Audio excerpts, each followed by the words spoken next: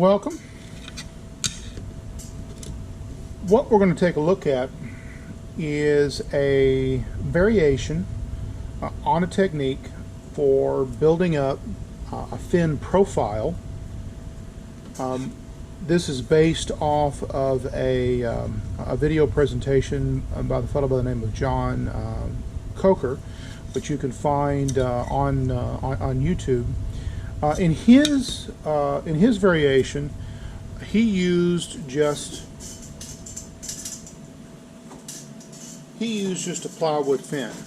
Now, this particular piece of plywood is a template, but the concept is similar. Piece of 1/8" ply, and then he put carbon fiber over top of that, which takes a piece of plywood and makes it incredibly strong. In our variation, we actually used just a piece of G10 fiberglass, in this case 3/32 inch thick, and put the carbon fiber over top of this. And this is an actual carbon fiber blank or fin that was routed out using this template. Now, I've actually got a couple of extra of these. There's 4 here. There's 1 already done. We're going to finish these up, and we're going to do that in the video, and talk a little bit about decisions I made along the way. I fiddle-faddled around for this, starting with looking at balsa as an option. This is essentially a 1/4 inch piece of balsa that I started to shape, and while the technique demonstrated by Mr. Coker uses balsa, there were some things I didn't like about balsa. First of all, it's not waterproof. If you, for some reason, did dump this rocket in a lake, I would like it, except for the electronics, maybe to sit there in perpetuity and not be damaged. And you don't necessarily accomplish that with balsa, even though it might be encased in fiberglass. So then I started looking at aerospace grade foams. This particular piece is Lastifoam in what they call 4-pound. It's very light, which makes it great. It's very easy to sand, which is great, but it's just really not, in my opinion, firm enough to do the job. So at that point, I started looking at, well, what other options do I have to get a real good profile? And initially, I looked at 3D printing a plastic frame. There's just a portion of that missing here, and that looked pretty good, looked promising. However, I was concerned about this edge and the ability to bond, in this case, PET plastic, to something like this, and decided that the frame was just not substantial enough. And of course, I'd still have to go in and put in the Lastifoam, the foam product, in between to act as a filler. So I discarded that one, and then went on to a similar type frame, but in this case, only having the 1 panel you have to fill in. And I really like that. I found a good way to bond PETG, and there's a video on it. But ultimately, I found, after I put one of these together, that it's just too darn heavy. And this one actually has, you can probably see in the reflection, actually has a final piece of the fiberglass over it. Now, it's incredibly durable, and quite frankly, I don't think it's going to separate on the leading and trailing edges at Mach speed. Putting the foam blank in there and then sanding it, that worked really well. The problem is that this weighs about 158 grams, which is awful heavy, and you can feel how heavy it is. Because by the time you add the plastic. What I eventually decided to do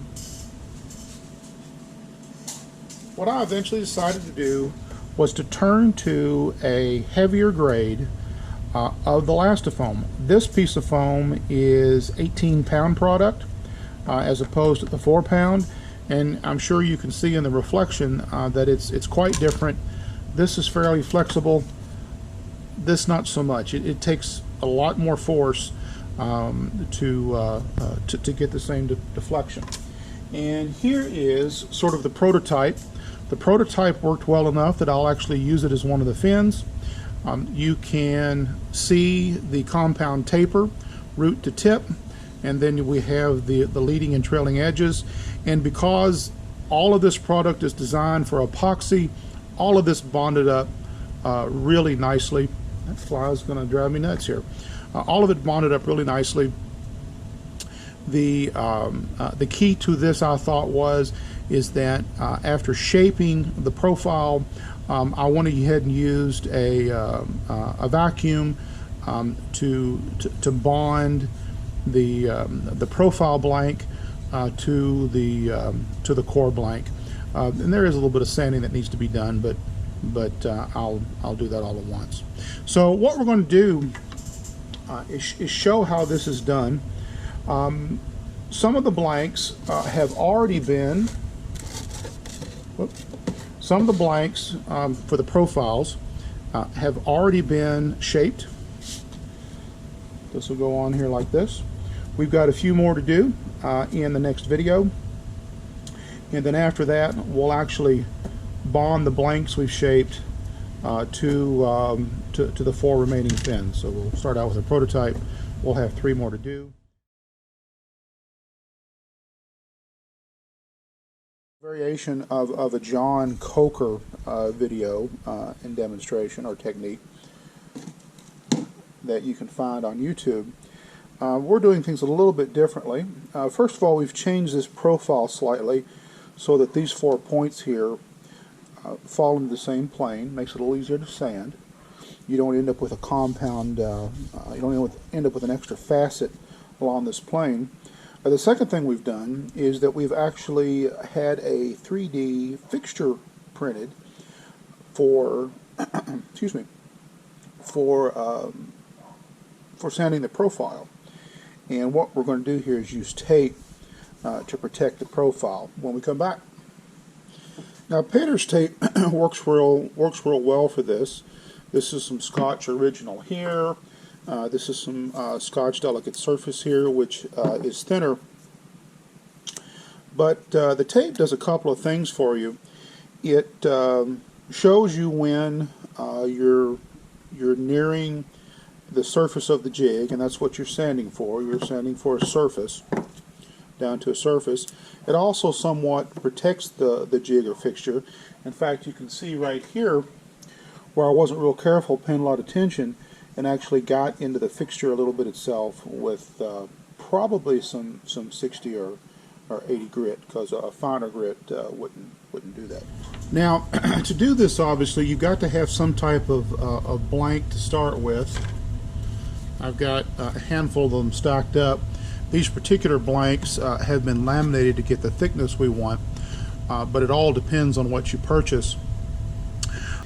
And we just cut out blanks that are a little bit oversized for our profile.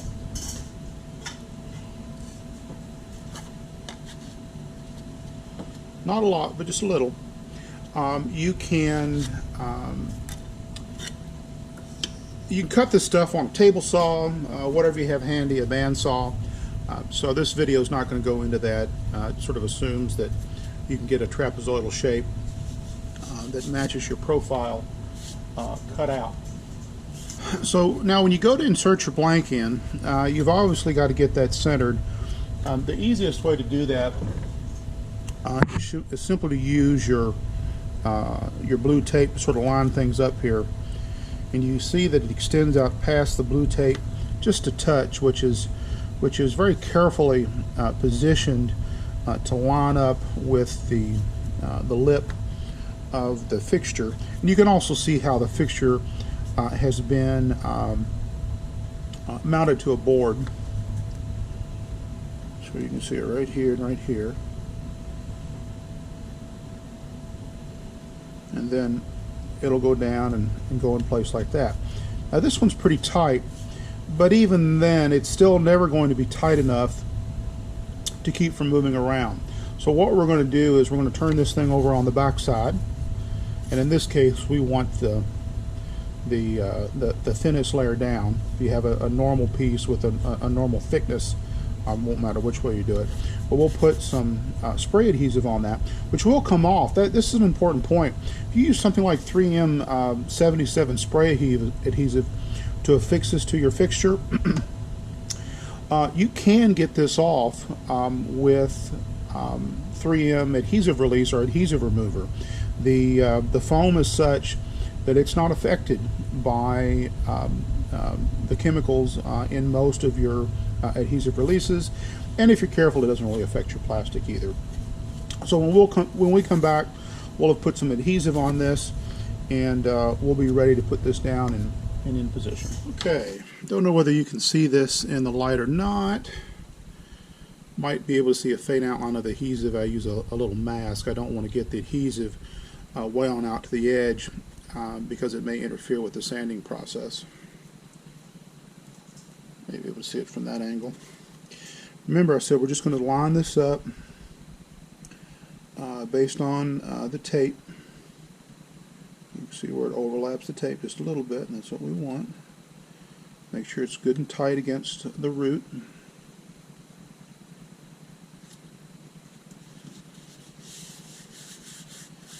And then put it down. Hopefully we'll take these off real quick. You can see where the tip lines up, and it does just overlap the tape, so I think we're in pretty good shape. As you can imagine, it makes sense to start out with the smallest grit you have. This case is 60. I guess you could go on down to 40 if you wanted to. 60 is usually enough. If you happen to get into this tape, you don't destroy things too quickly. And what I'll generally do here is I will start off with what you might call the middle or mid facet here, and then we'll do the trailing and leading edge facets of the profile.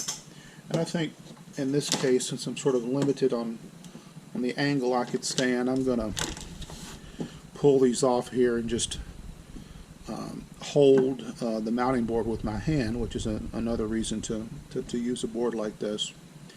And then we'll go to work. We've got to remove more material here than up at this end. In fact, at this end it's almost level, so we'll concentrate down here. Also, by loosening this up, I can turn this around and sort of work at it from this angle. Whatever feels best for you. We'll start here. And if I want to sand more of this off, I'm going to hold the block up here, so it results in more pressure being applied here and less on the root of the fin. So here we go.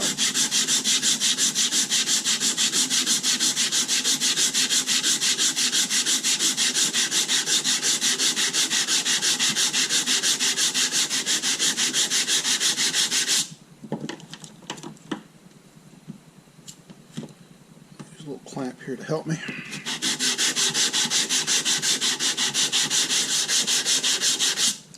Now this right here is a pretty good angle for a righty.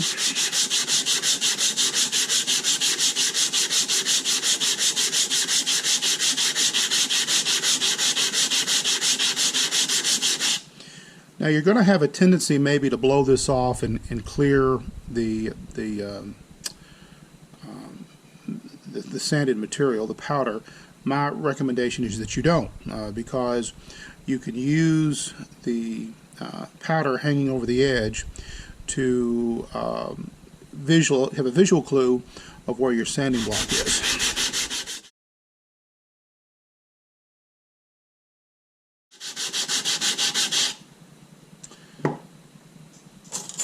So like right now, we know we're not down to the tape because we still have dust there. We know we're not down to the tape up here because we still have dust here. In fact, there's still some dust out in the field.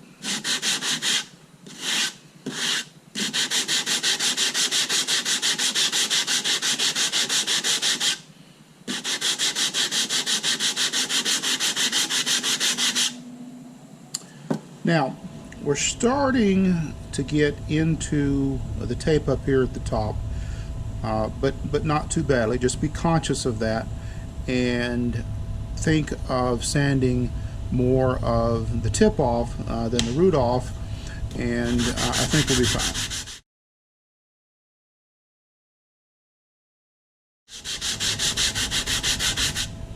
Now you can see right here where we're starting to go through the tape, but you're also starting to see where your facets forming along the seam or edge of the profile.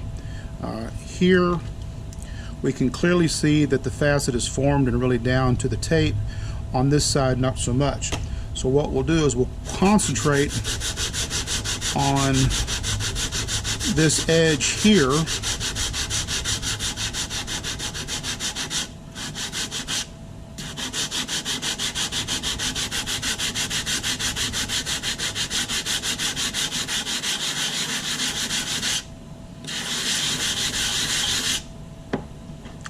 and it's starting to form too, although we still don't have as clear-cut line here on this side as we have on this side, nor do we have up here. We still have some powder up here.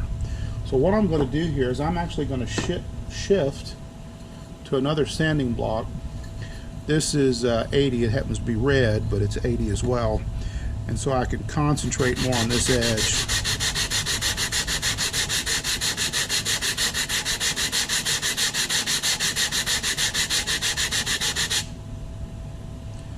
Take a look at it every once in a while.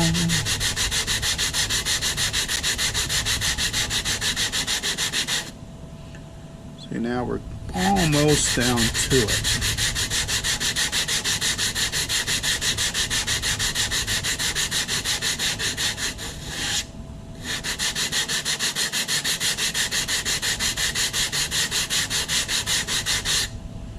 Okay.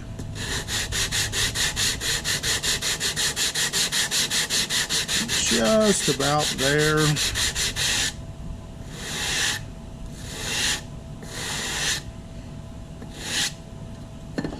Okay, now you can see where the edge has started to form, both at the tip, at the root.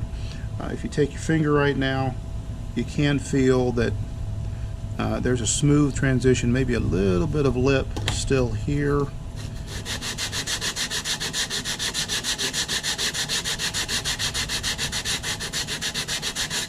Now we're done. Of course, you can also see where we've removed some of that tape, so we want to be careful not to sand too much further, or we'll start damaging the fixture. In fact, with this blue tape like this, you can actually see where we've gotten some of the tape out. Now, this particular facet's not finished yet. We've pretty much only sanded with 60 or 80 grit.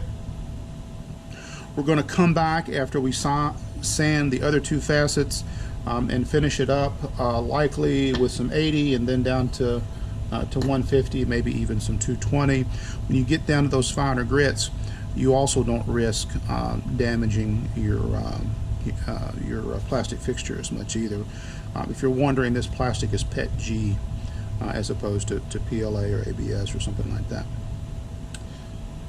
So at this point, I am going to vacuum this off and then prepare for the facets on the leading and trailing edge. Okay, after I got this vacuumed off, I can still feel a little bit of lip there, so we're not down to where we need. But since we may have actually gotten to the plastic a little bit there, I'm going to go ahead and replace this tape.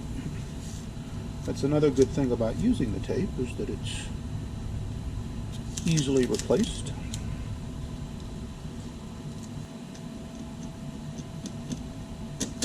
If you need to, you can even use a little bit of adhesive release on it right now.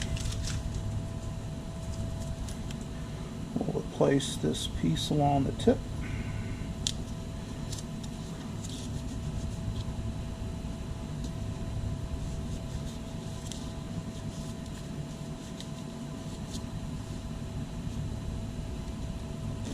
Just that easy.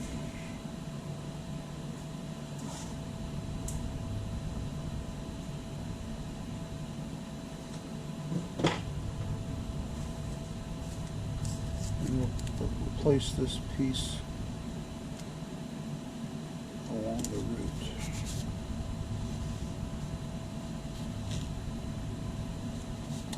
Now, I noticed that there's a little bit of lip here, so we're going to hit this a few more times with some of our 80 grit there.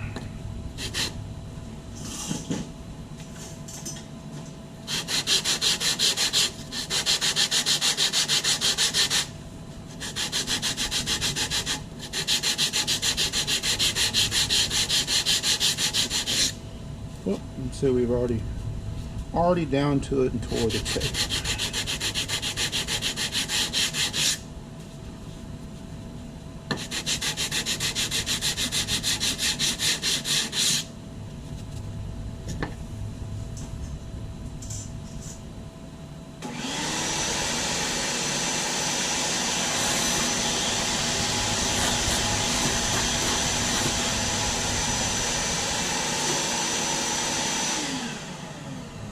Of course, this is far better than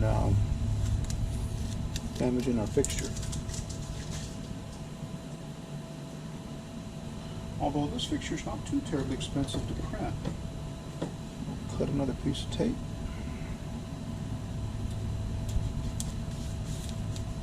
Put that down, and now we're ready to do the leading and trailing edge facets to the profile. Okay, let's start sanding these facets. We'll start with this right hand side here. I'm right handed, and I realize it's not going to be quite as easy to see, and then we'll flip it around so it still stays on my right hand. Starting out again with 80 grit, just sort of laying the block here to get a feel for what the right angle is. If you want to, we can use a smaller. We'll start with 60, I guess. So that gives me a pretty good feel on the angle. And then just start on the edge. I will clamp this here. If you'll pre-cut your blanks so the corner follows the finished angle, this will actually make it a little bit easier.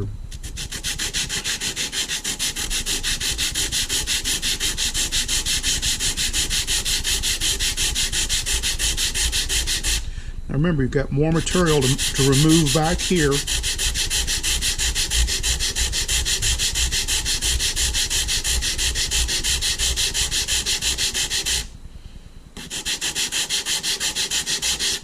Now that we've got this established, we'll go to a bigger block here.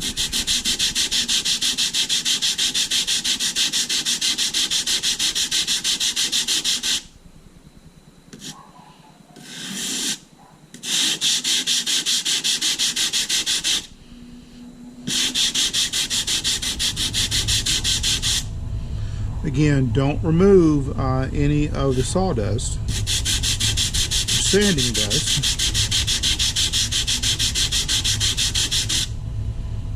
You see how that facet's starting to form now.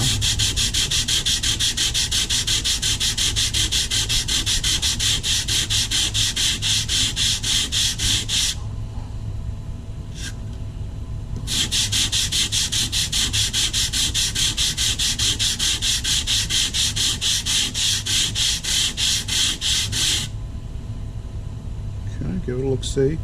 Starting to clear out some dust there. Caught that edge there, that's okay.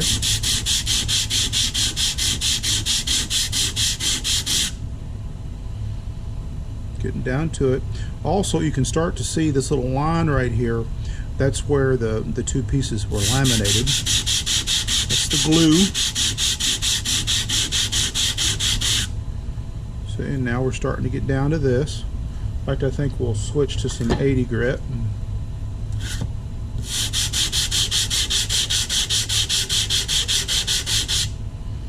Okay, starting to get down to it here.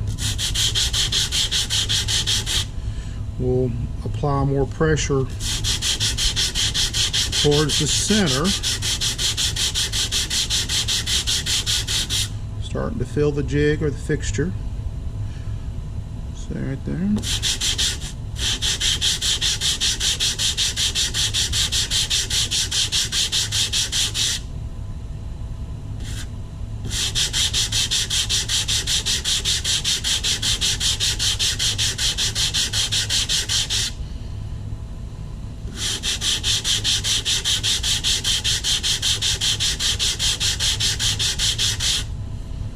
Okay, starting to get down to it.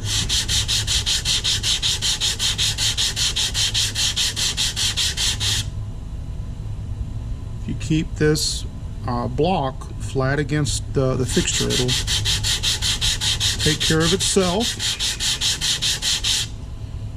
So, you know, we're down to it up here and up there.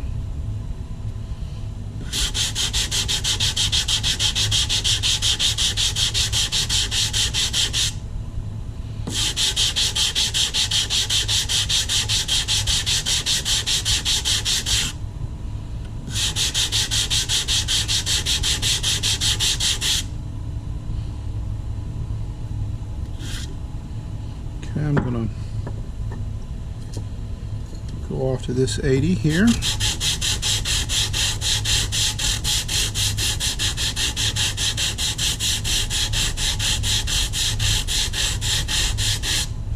Okay, we're really about there. You can really see how we're down the tape all the way around at this point, maybe a little bit in the center.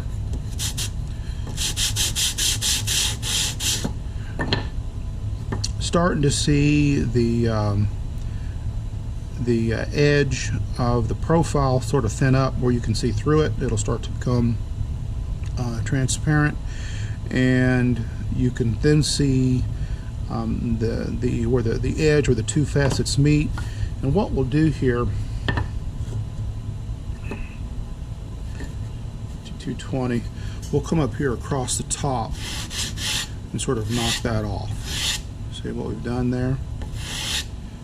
And then we come back up the other way.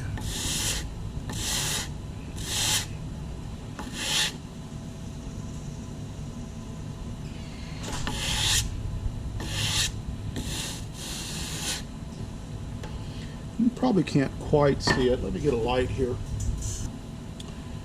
Now you'll be able to see the edge where those two facets come together. Maybe do this a little bit more. And I think we're about there. So you can see how if you just leave the sand dust in place, or the sanding dust in place, it shows you where you are. We still got a little lip maybe to deal with right there.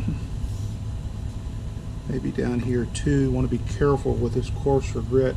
In fact, we'll switch over here to 150.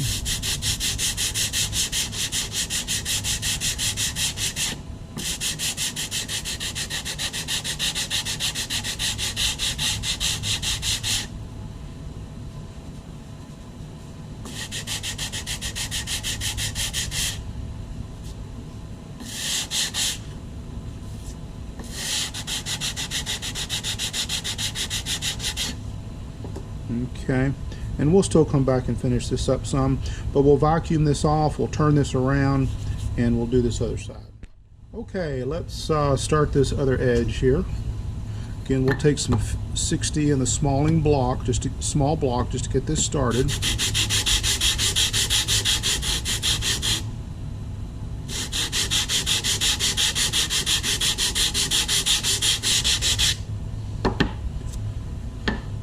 Got that started pretty good. Go back to our 60 here.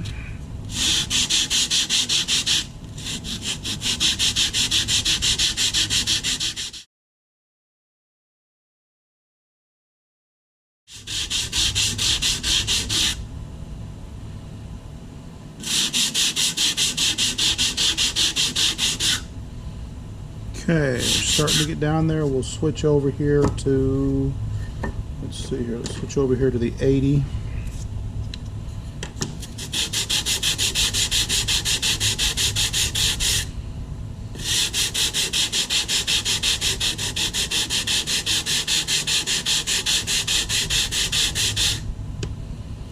See, starting to see the edge of the facet there, and we're just about down. Also starting to thin out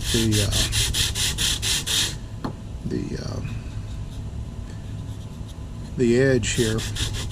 You don't want to go too far because the larger grit will give you a rougher sand than you really need. We'll switch over here to 150.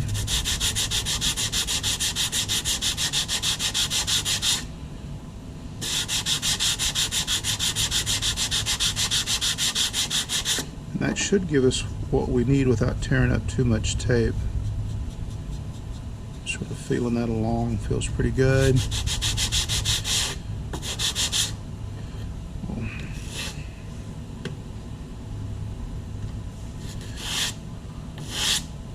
See, and you should be able to see where the facets come together. Don't want to sand on the corner. You get cut through the tape and around your facet.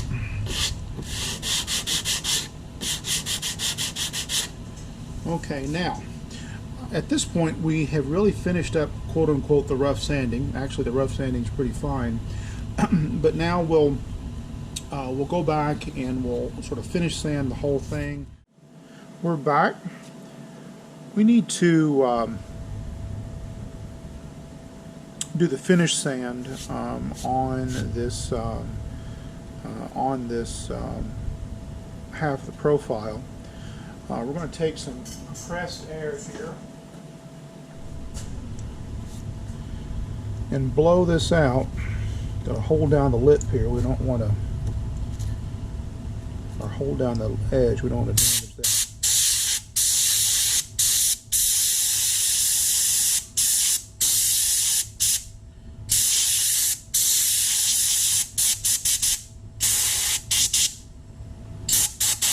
Okay.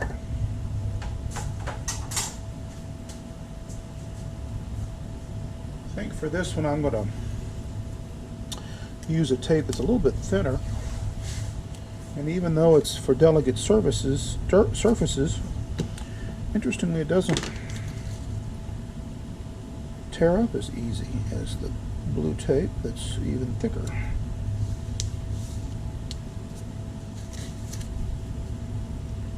Off that edge just a little bit. We're not going to use a coarse grit. This is 150 here. That's probably about as coarse as we want to use. Remember, we've got to sort of finish sand the whole thing. Actually, I've got a broader 150 right here. We'll use that. Notice you're starting to scuff the tape, but you're not go through it, so that's fine. Whoop, right there we started to.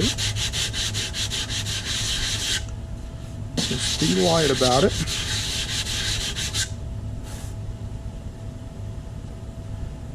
And I think we're in pretty good shape.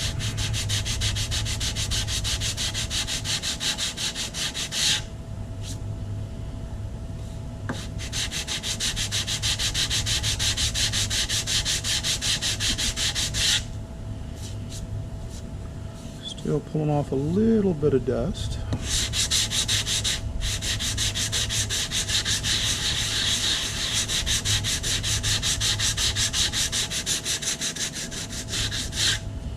You can really feel the tape there, not so much here.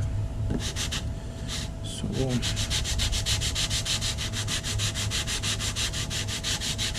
we'll try to concentrate on this tip.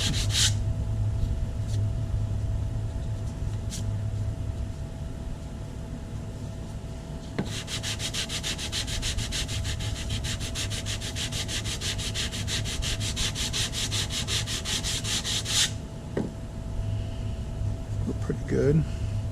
You can actually probably see the the dust. There's no dust in here, but in there, but you can see it sort of down the center.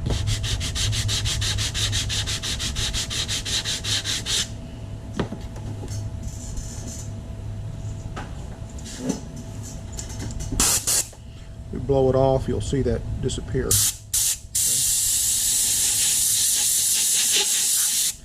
And that is something you want to get off. You don't want to leave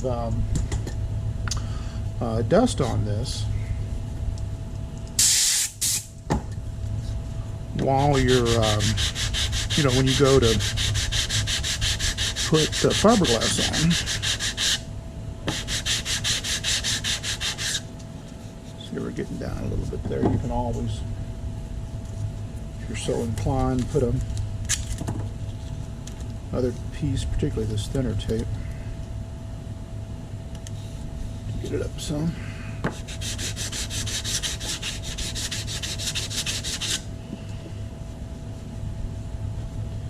Okay, it feels pretty good. I'm going to hold some 150 here.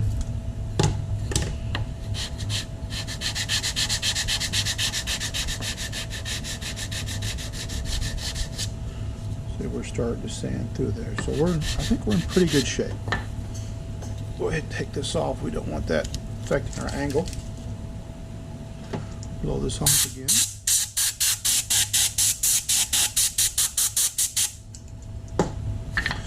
Now let's finish sand our leading and trailing edges. And again, we're not going to use 220. Let's use 150.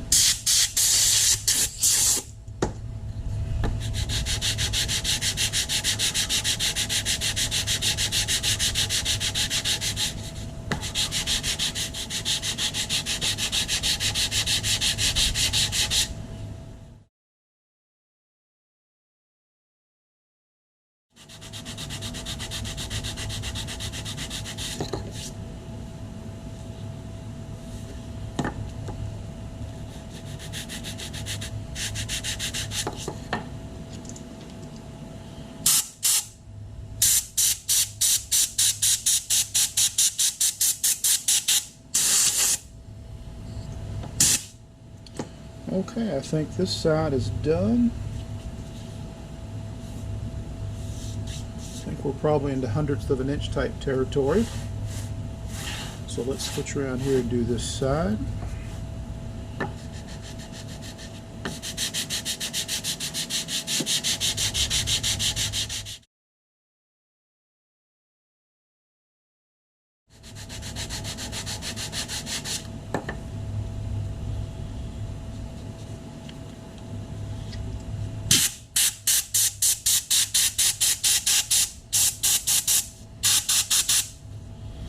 Okay, we're starting to pull some tape there.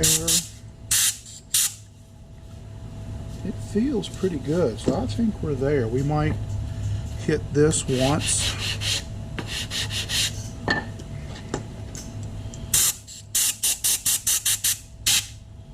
And I'm going to call it done.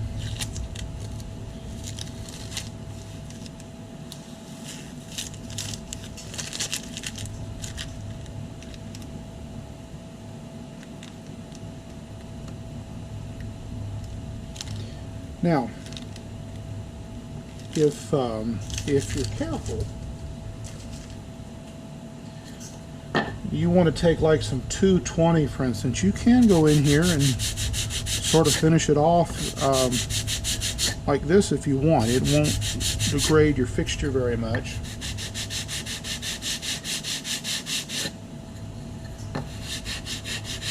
Up to you. But this tape's so thin it doesn't matter a lot. Okay, so at this point, we're ready to remove the profile from the fixture.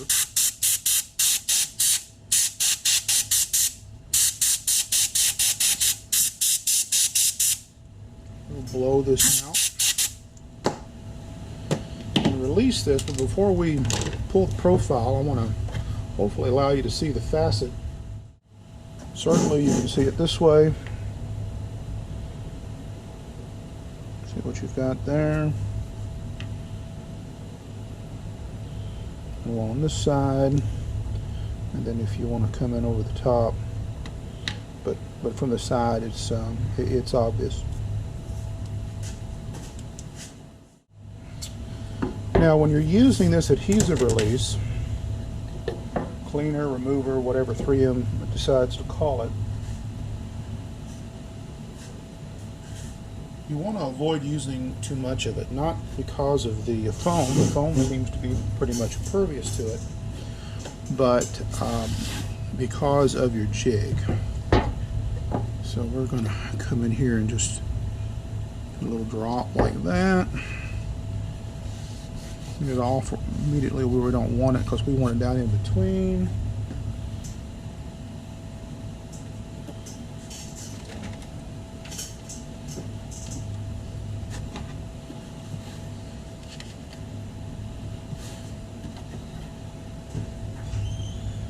Then we'll get in here close. See if we can get this pried up.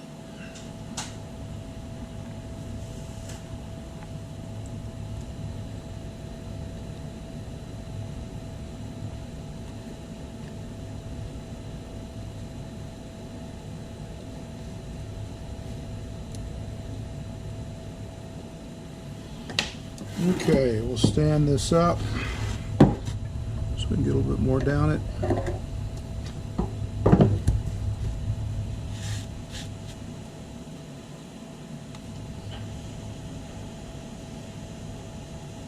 See it seep on the edge there, and that's what we want. Use a little metal rule to get under it.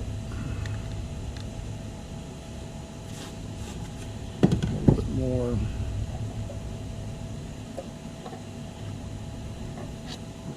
release juice there.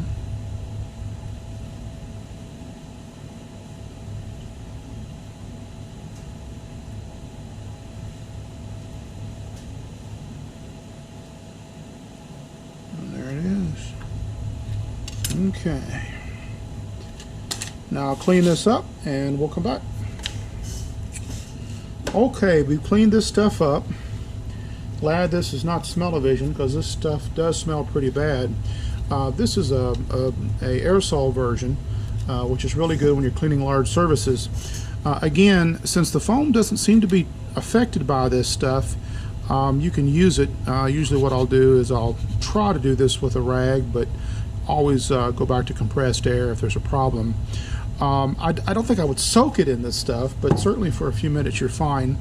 These edges obviously very delicate until you get them bonded to the core. Speaking of the core, we'll set this aside and look at one of those right now. Core plate. Commonly what we would do here is we would come in and we would line this up with the tip.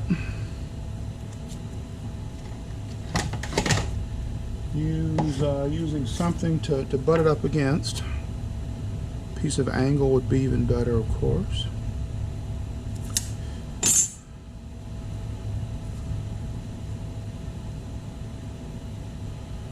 Come in, line it up like that, and that's it. There's a process by which we'll use epoxy to bond this. We'll see about that later. Typically using a vacuum. I go ahead and use a vacuum even to bond the profile. The material takes epoxy very well. I do think it actually strengthens it to some degree. When you couple that with the fiberglass cloth we're going to lay over this core. We didn't look at this on the end. We'll take a quick look at this on the end. You can see the end of that and the profile it creates. Same thing here.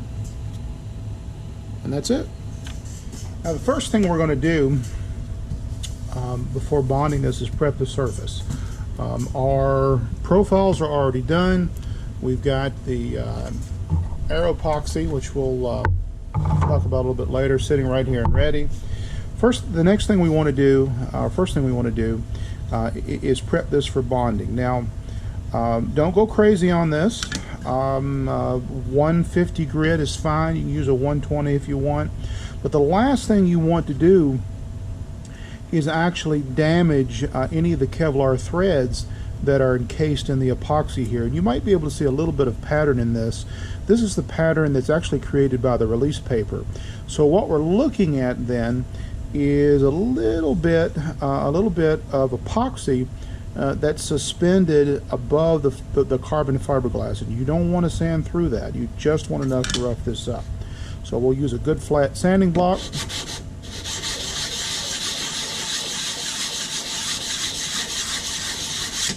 And just touch it in a few places. This first one I won't wear a mask, but really it might make sense to wear a mask with this.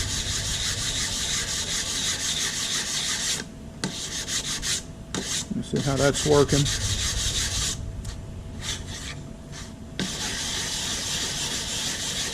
The key thing you're doing with the sandpaper on anything that you're going to epoxy is you're going to break or you're going to cause surface tension, where instead of the water beating up on the surface of the epoxy or the fiberglass or the carbon fiber, it actually wants to clean.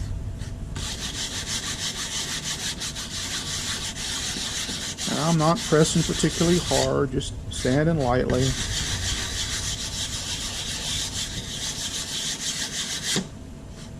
This should sand up pretty quick because the blank should be very flat. Again, make sure if whatever pressure you apply, you're in the field. Don't be applying pressure out here; it'll round your edge.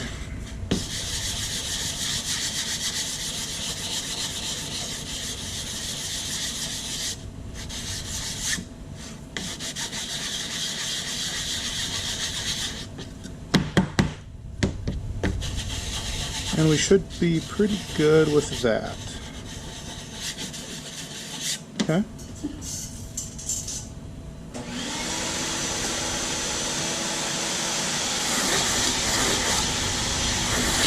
Little vacuum.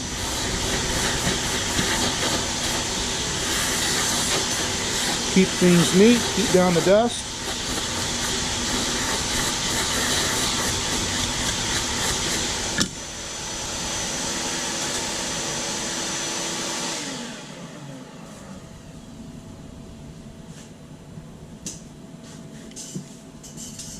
A little alcohol here just to clean this off. Of course, it'll gloss it up some.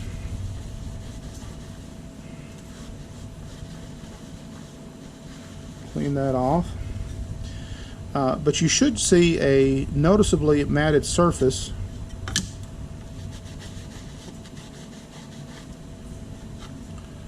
compared to this other side that still has some gloss, and that's the way you want it. So we'll flip over to the other side here.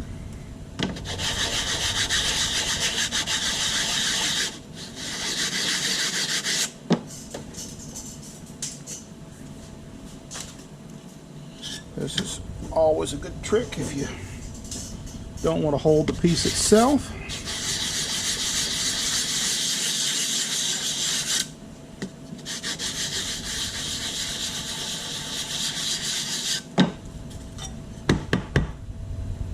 You can see a little carbon does come off with that. That's why you don't want to use a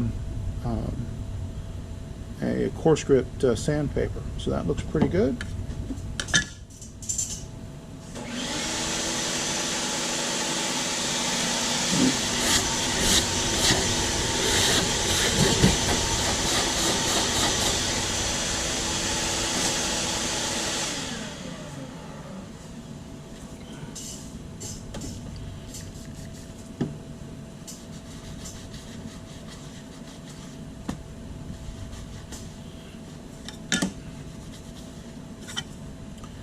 And we're in pretty good shape. We'll set this one aside, and often what I'll do is just before I bond the I use epoxy, I brush it down with epoxy, I might lightly sand it up again just to increase that surface tension as much as possible on whatever I'm bonding to. So we'll set this one aside. We'll do 2 more of these and we'll come back.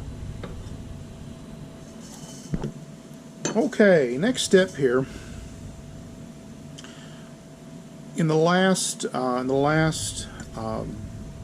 segment, we looked at taking the gloss off these plates, which we've done. And now we've got the task of gluing the back side of these to the blank. You can see that that matches up pretty good. We'll actually use a piece of angle to help align the tip. Now the root, we've got a little bit of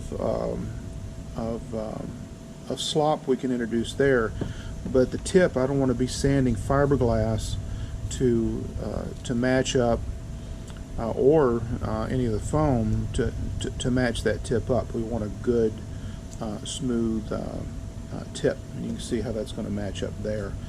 A little bit of overhang maybe there on that, but we'll move that over and you can see that that matches up pretty well using that jig.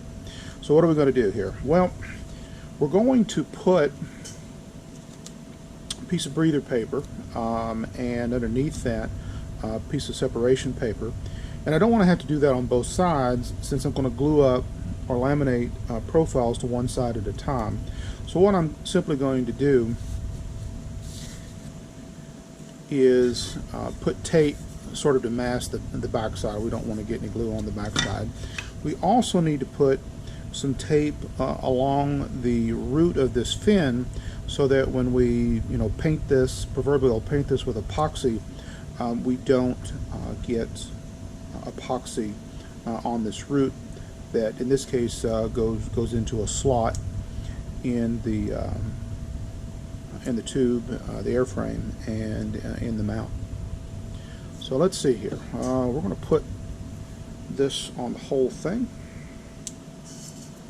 Let me pull a cutting mat.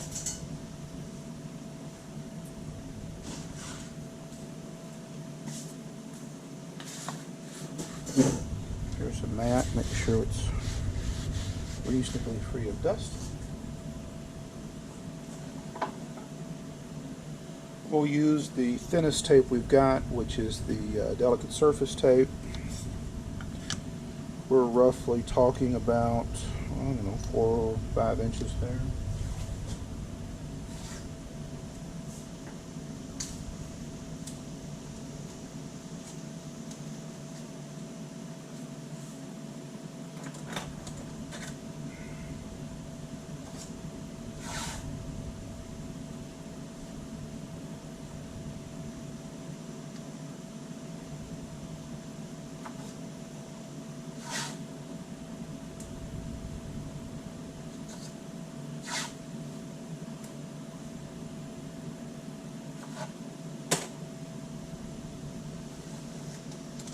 Okay, we've cut out a few pieces of tape off frame here, outside the frame with a shot. There's the first one. Make sure it's down good. Here's the second one. And it probably wouldn't matter, but I'm not going to overlap these because I don't want to create an uneven surface. This surface is going to go against a perfectly flat, glass plate, which should eliminate any chance that we'll introduce a bow gosh, and it almost does it, doesn't it? That will introduce any type of bow by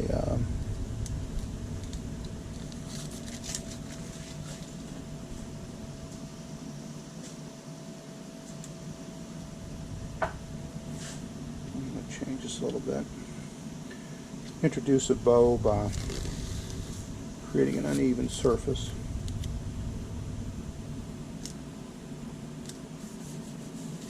We'll move all these down a little bit.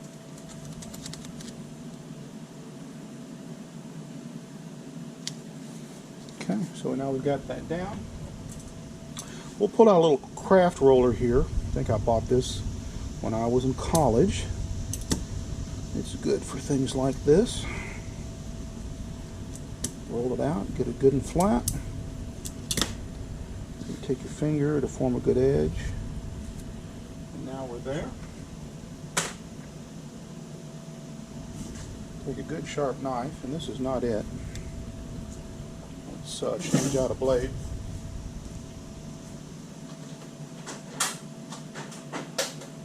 got a good sharp blade, and then we'll just rough cut this to get it off. Get it off the cutting mat.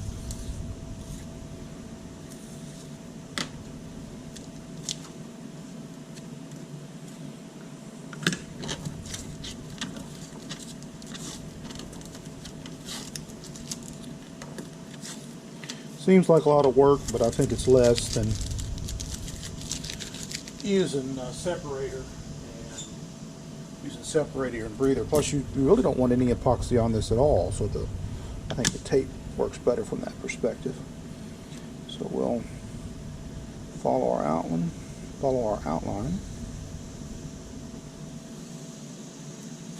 Not too worried about the edge. We get a little epoxy on that. We can, if any remains, we can of course sand that off. Not a lot of trouble.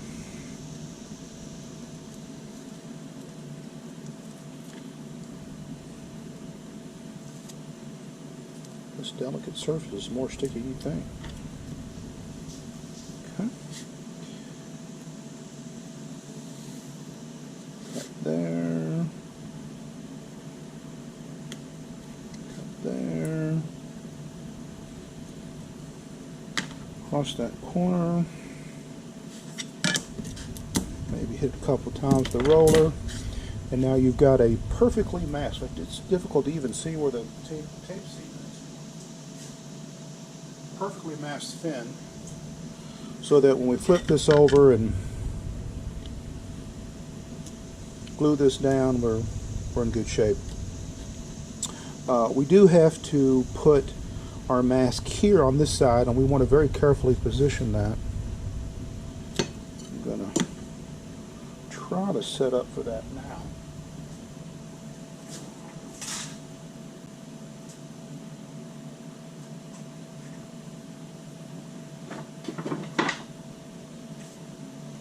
Instead of using a clamp, I think we'll just weight this here.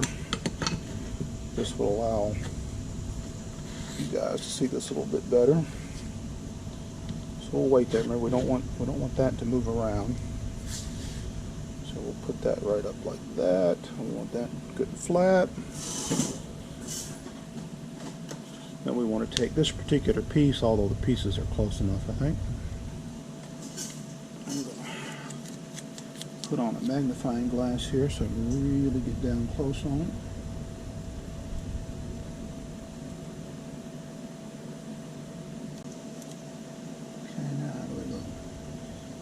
There, see, I'm looking at this edge right here. I'm looking at that edge right here. Slide this way, and it's like we're up there. Okay, we're down there. Take this off. Flatten this out good. Put this back. One final check.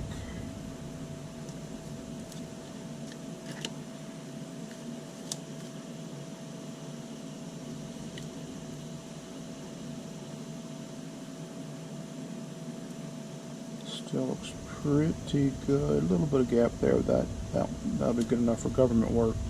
But believe me, you want this pretty close. You don't want to be chipping off epoxy with a number 11 knife blade that you'll end up going. So we'll put that in place like that. We'll bring that around the edge maybe. Bring that around the edge.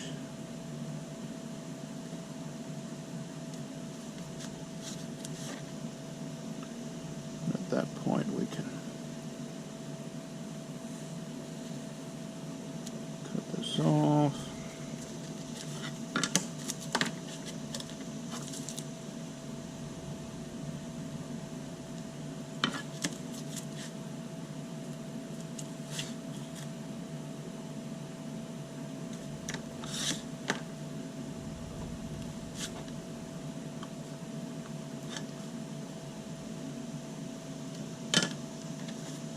You know, come to think of this, since this is going to be flat against the plate, we'll just Do this one like the other side.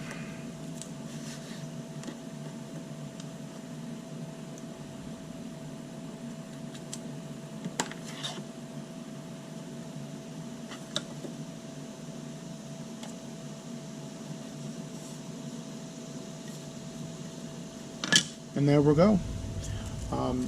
Maybe lightly sand that, clean it up with a little bit of alcohol, and we're ready to brush some epoxy on. Okay, we have finished taping up these other 3 fins. Just as a reminder, we already have 1 fin done as a prototype, so when we're done with these 3, we'll have 4 just like this. We've taped the root to keep epoxy off of that. We've taped the back side to keep epoxy off of this because we're going to do one side at a time. And so now what we've got left to do is brush some epoxy on and lay our profiles in place. Just gonna do a little alcohol on these. Clean any fingerprints or dust. In a prior segment, we of course sanded the surface of these.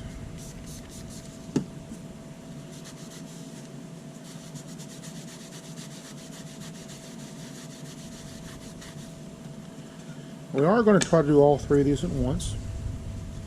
This epoxy generally mixes better when you do more of it. Don't have to be as precise with your pumps.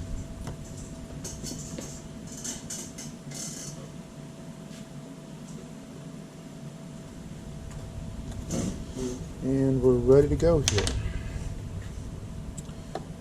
Now what I'm going to do, we're using air epoxy for this.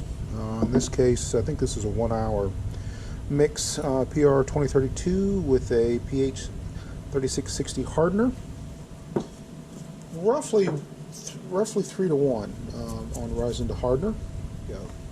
Now, of course, the great thing about this is that you have, whoopsie, those things come out all the time, is that we do have a tab here to sort of hold this.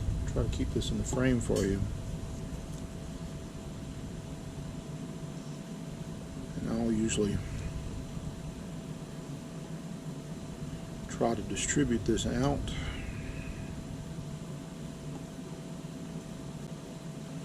Before I start brushing, sort of try to guess based on how much I have left whether I'll be able to get to all 3 fins, and I think we will.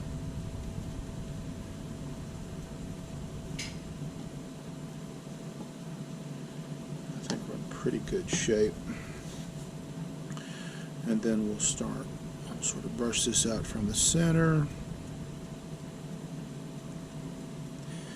And then in an effort to try not to have this run over the edge, we'll more or less just brush out. Careful on the root. No sense getting any more epoxy on that tape than you need to. So brush out, brush out, brush out.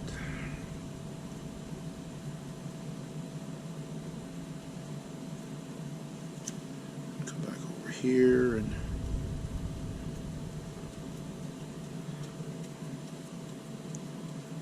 brush out.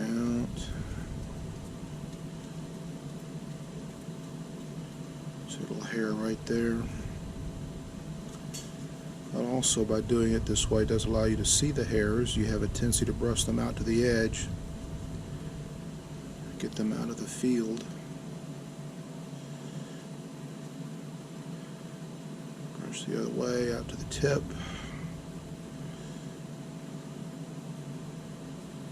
And the epoxy's thin, so it will sort of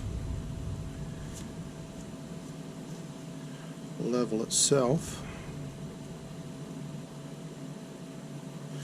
And I think that's pretty good. I'll reposition my seat here, and we'll try to pick this up and sort of look at it. We're obviously using reflections to find any hairs, and I think I found one right there. Okay, well, maybe I didn't. Maybe I did. Nope. To find any reflection, or to use the reflection to look at the distribution, the leveling of this. Make sure we've got everything covered. And it looks pretty good. Okay, I'll set this one aside.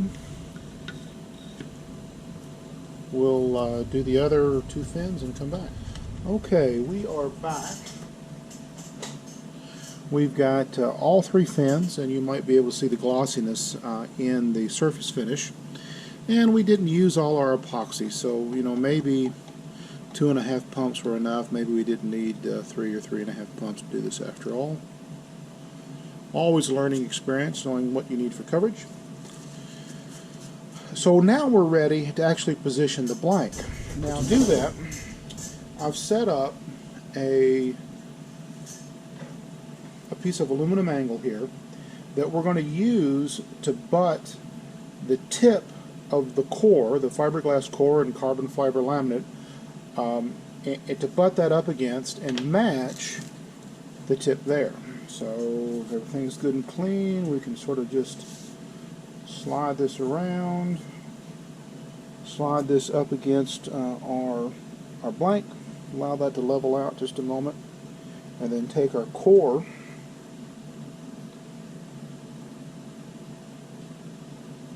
and lay it down in place. Now, or take our core, take our profile, our foam profile. Now the foam profile itself will have sort of a tendency to float on top of that epoxy. So as you position it, it'll move around rather easily.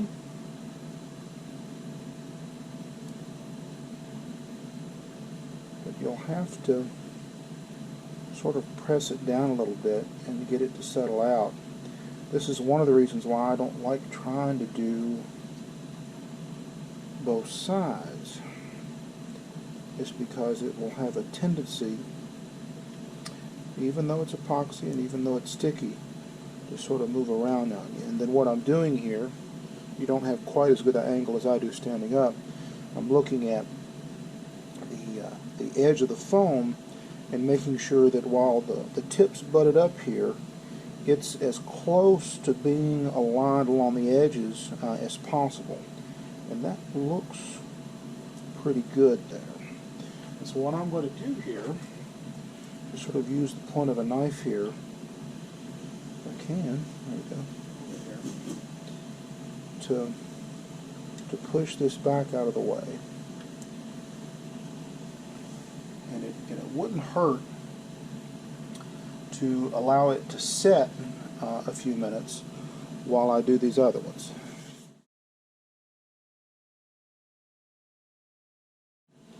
And that looks pretty good. So we'll let this set a minute or so here. I'm going to reposition here so you can see these go in the bag, and then we'll go from there. Our FoodSaver's in the back. That's what's going to draw the vacuum on the bag.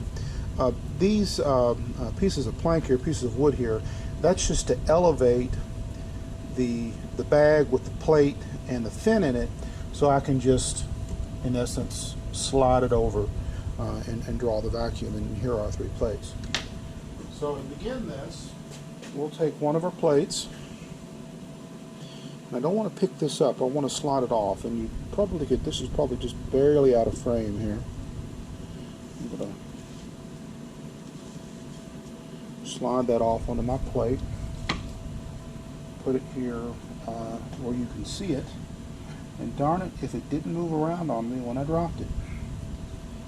And we'll do a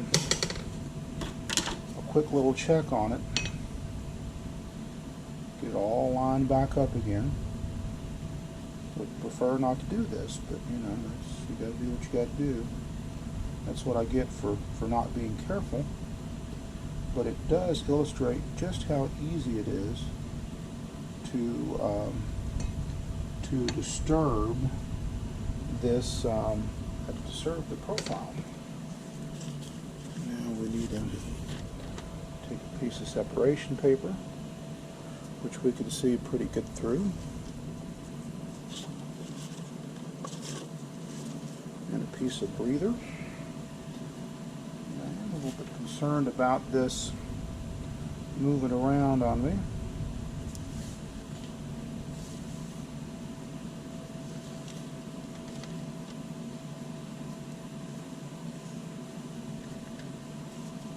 It's moving too bad. Grab a bag here.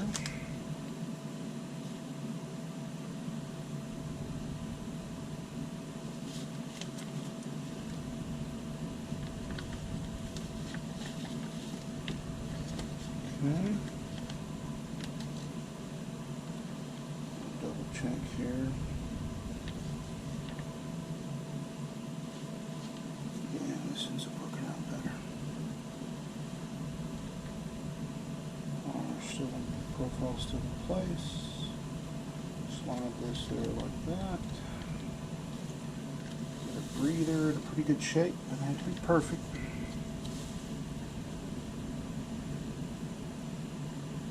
Put our bag in there. Everything still looks good. Then we'll draw a vacuum on it.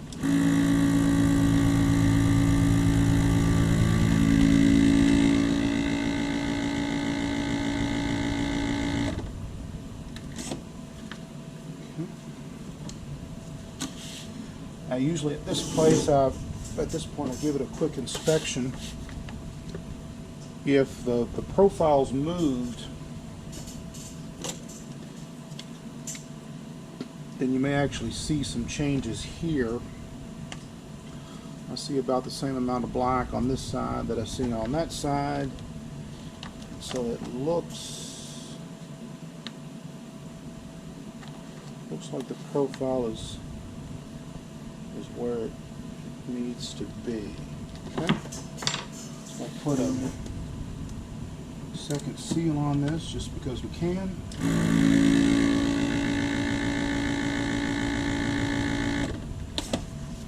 And now we've got 2 seals on this. We're going to set this aside probably for at least 24 hours. And in the meantime, we'll finish up these other 2. Okay, we are back where we left off. On the last segment, we had vacuum sealed three profiles. We're doing one side at a time. And this is the last one we did. And I'll show you something that's sort of interesting here, something to look for. And this really applies to any vacuum system. Although, since this is a vacuum bagging system we're using, once it's sealed, it should maintain the vacuum. But for some reason this bag didn't. Now it's not really a big deal. The key thing is to maintain at least a good vacuum for a long enough time to pull everything down, snug everything enough, and then pull out the epoxy. But what you can see here, if I press on this, you can see things just don't look tight like they do with this one. There's much more of a defined edge there. Nothing really gives its vacuum down tight, and so is the other one. But this one's sort of loose. So the only thing I can figure is maybe one of these seals here across the bottom has a little bit of leak, or maybe the bag has been punctured somewhere else. But over a period of a few minutes to hours, or several minutes to hours, it will. We did lose the vacuum. However, if you look close right here, you can still see where there was enough vacuum to pull epoxy, and you can actually feel a little lump here. I don't know if you can see the lump or not. You might be able to in the reflection. There's an actual little lump of epoxy that runs along this edge and runs along this edge.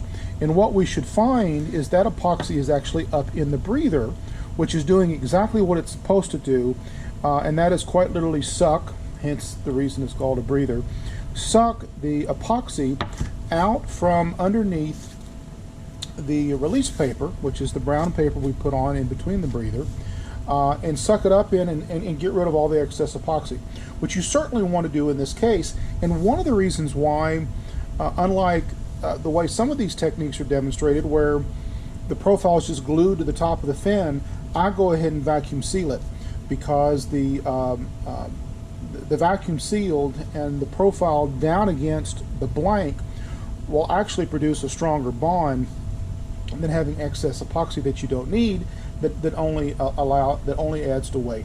So we're going to go ahead and remove this and see how we did. Now, being that there may be a link in this, and I'm actually going to cut this end off instead of the end that was last sealed.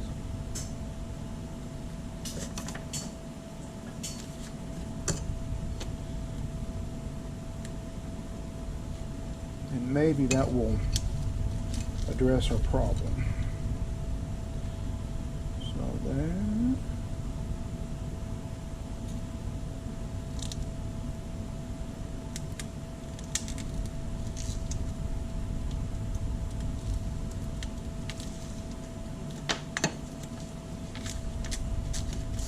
We'll want to trim that up a little bit. We're going to take this out, and while we've got it up here, we'll trim this up a little bit. Try to use this again.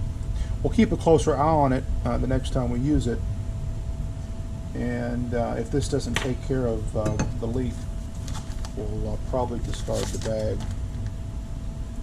There may be a little abrasion. No, I think it's on the outside. I am going to mark this bag suspect.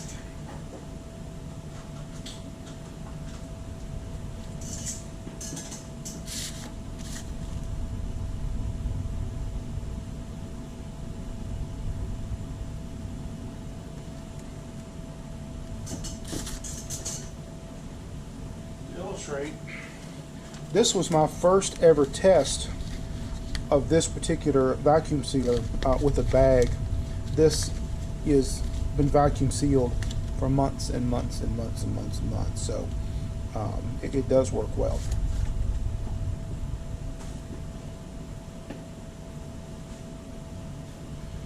Okay, the magic moment here. Now this is our epoxy right here. You can see actually where I've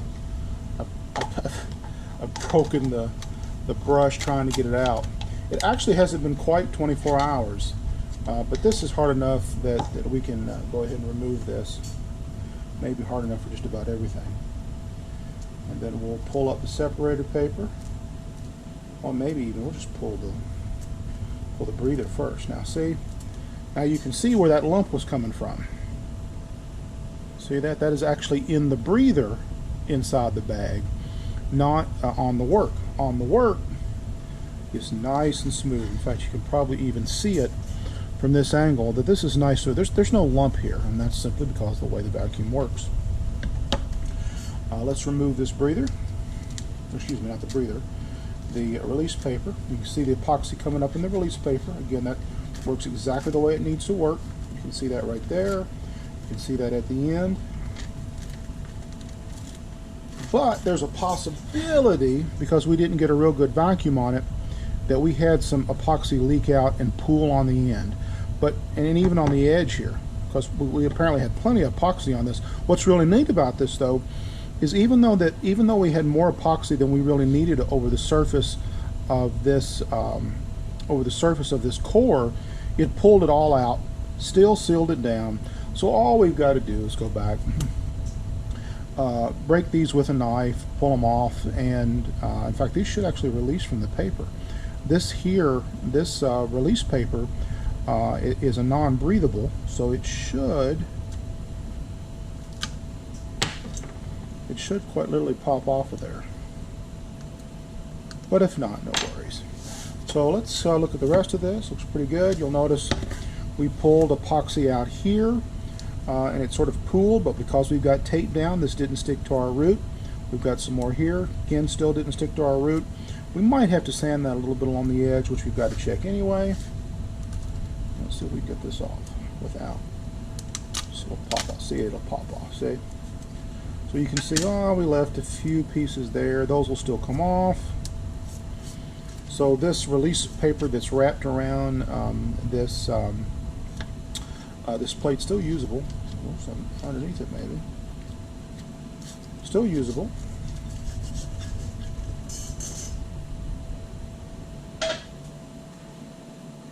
And given that it's glass, you probably wouldn't even need the release paper. You can see how the epoxy sort of pooled on this. But again, because we've got our this mast, then we've really protected epoxy from getting in too many places we don't want it. The little excess on the edge that we can carefully sand off, that won't be a big deal. Okay, so that's the first one. Really not very useful unless you can use this to do a small piece. Same thing here, if you got a small piece you could cut the glue out of it in many cases, but otherwise we'll throw this away. We'll look at the second one. I'll keep you close by on this one since we got a good vacuum on this. And again, you can still see we've still got a really good vacuum on this. We still may have a little bit of pooling of the epoxy at the edges. Again, that's okay.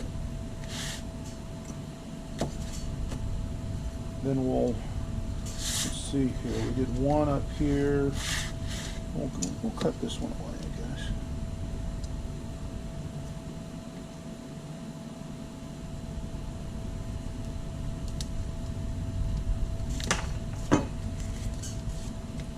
And now you should see it. Now you should see it release. And you probably maybe even heard it.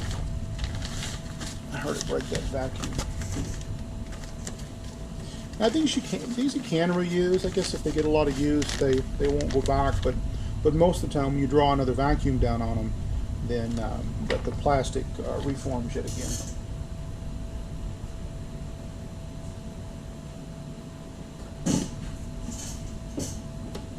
Oh boy, we got a lot of epoxy on this one. You can see, but again, it's all up in the breather. There we go. All up in the breather. Again, this is still pretty smooth along the edge, which is exactly what we want. And then we'll remove the porous release paper, which I think is what they call it technically. And there we go. See the epoxy. Did again get a little pooling along the side. Well, actually quite a bit here. So we're putting a lot more epoxy on this than we really need. But since we're pulling it out of the layup or the lamination, we're in pretty good shape. Pretty good here. Got a little bit more, sanded a little bit more here than we should have had, so it tapers down a little bit sooner. But once the final piece of fiberglass is put over the outside, we should be in pretty good shape. Okay. So the same situation as before. Actually, a little bit less to deal with. Still a little bit soft at this point. Remember, we hadn't gone 24 hours, but I think in this application that's fine. And also, because it's still somewhat at what they call a leather stage, we should be able to just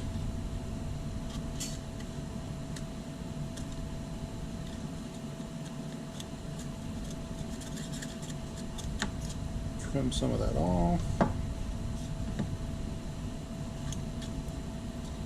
Some of that off there. I think we've got a pretty good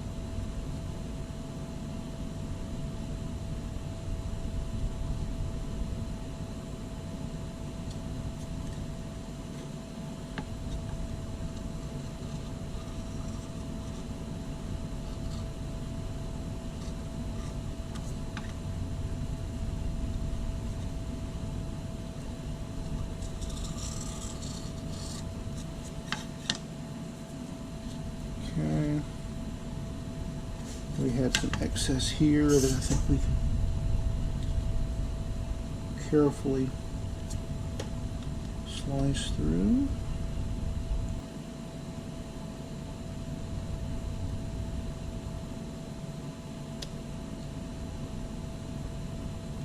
Should be done all the way.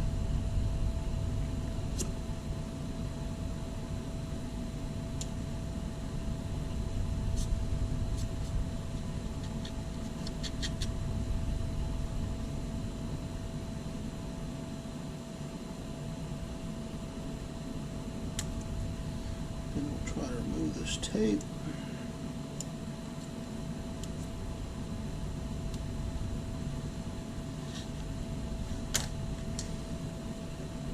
Might help it along in some places.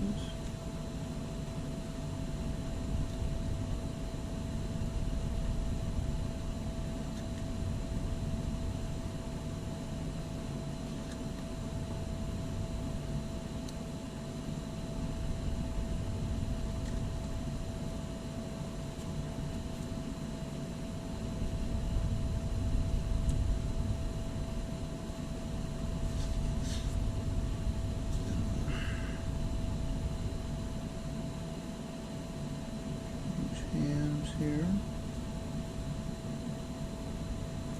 and there you go. That's pretty good.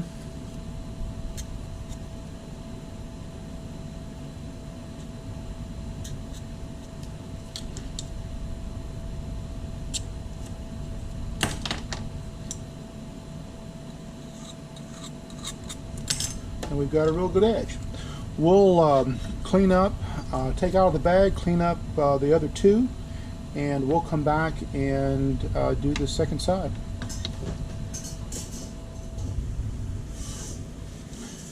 Okay, we're back. As promised, we have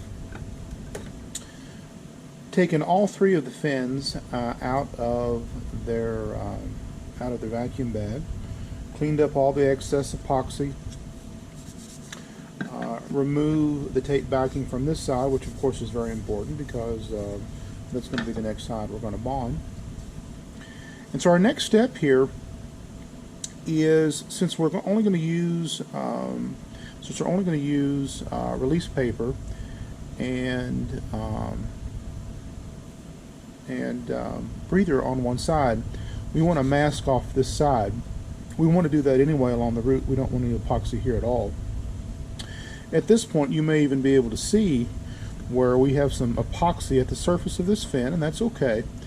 But this is far more durable, obviously, than it was, because the thin part of this foam is now laminated to the fin core. So we're going to take these and simply put some tape over them. I'm going to cut off a few links here out of frame and do the first one. Now we do want to overlap this edge a little bit because we want it to go on down to the tab. Just eyeball the alignment on that. Try to get a clean as fold on that as we can. Obviously it's going to bunch up here where it comes down and meets. Okay, there's the first one. And then we'll overlap this a little bit more to keep plenty of tape on the piece. And then we'll see if we can get this up. If we can't, no big deal. We'll maybe take a knife and go around and outline this, but let's see if we can get it up. I can get it up just fine.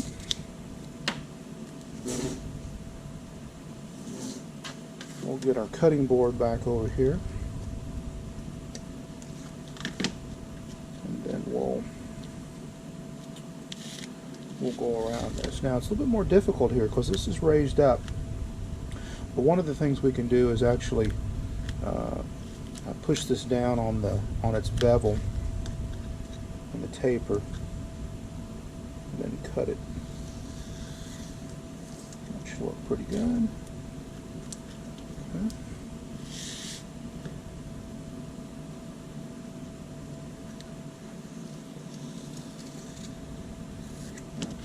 There. This will be a little bit more difficult, but we can still do it, I think.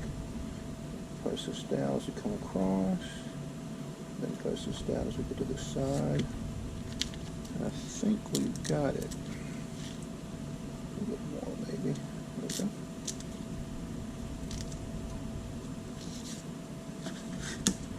Still got a little bit here to do, but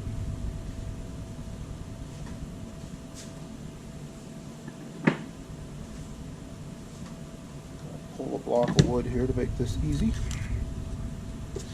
We got a lip. So now we've addressed the lip.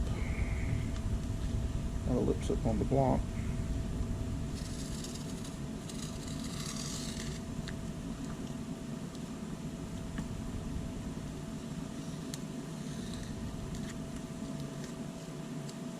Should get us through. What little bit doesn't, we can fold over.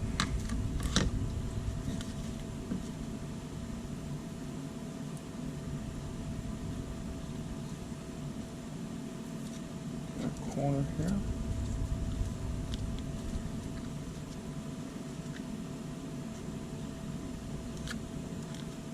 Corner here, that should be all of it.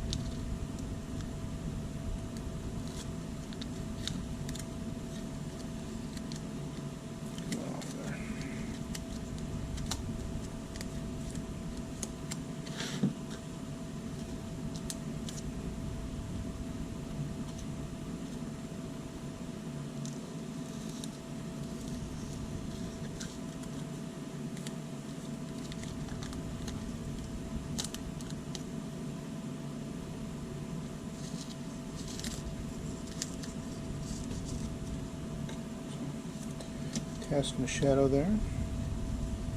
That gives us a pretty good edge. Even if we get a little epoxy on this, remember that's on the edge. That's easy to sand off. The same thing here.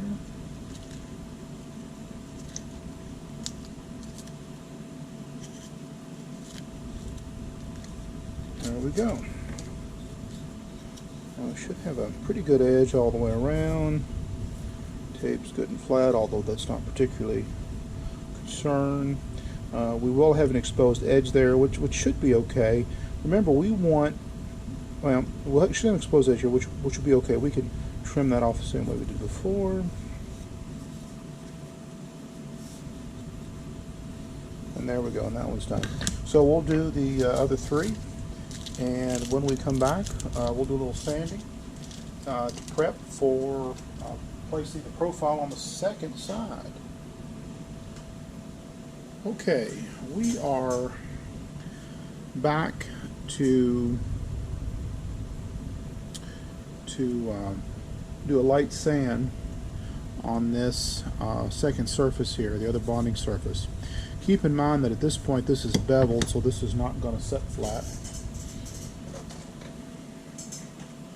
In fact, just with a simple line level, you can see that that's pretty evident. Now, I don't really want to use a piece of sandpaper here. I don't want to really do anything to mess up this tape. And we'll just do a light sand. Go to this side.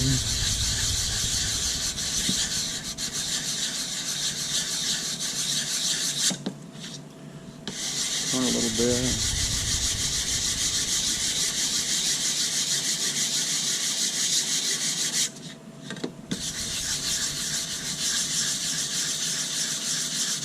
Another turn.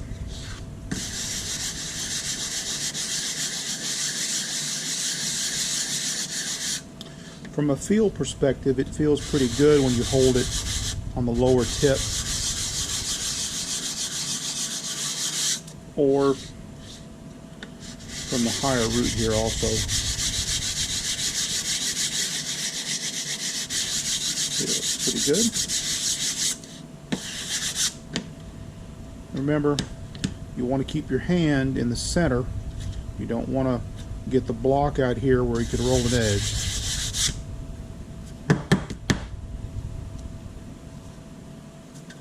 to take it off a little bit. We don't want to take off much. And we'll sand the other two and come back. Okay, we're back. I have vacuumed and blown the sawdust or the sanding dust off of these. And I wanted to show you how you make sure, particularly with carbon fiber, because it's tenacious stuff, how you make sure you got it all off. Now this looks reasonably clean, right? Right? Well, it's probably not. Spray a little alcohol in this case. Make us a little alcohol wipe. I guess you could actually use alcohol wipes for this. Would be the expensive way to go. And then we'll sort of do that just in the center. And you can see there's still a tremendous amount of sawdust on this. So we'll turn this over. Sort of do the rest of the fin. Again, I guess it's sanding dust, sanding powder. Still getting some powder on, so I'll take another one of these.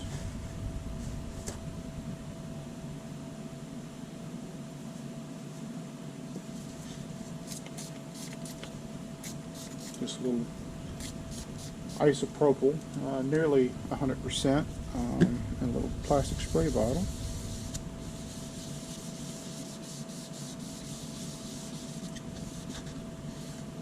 Now, still got some, don't we? Well, we'll keep doing it. Now we're starting to get rid of it. Turn this inside out. Hit it with some more alcohol.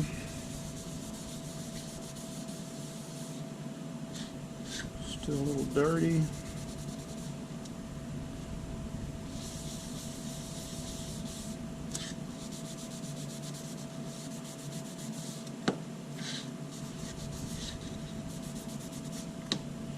A lot better now. Maybe one more dry.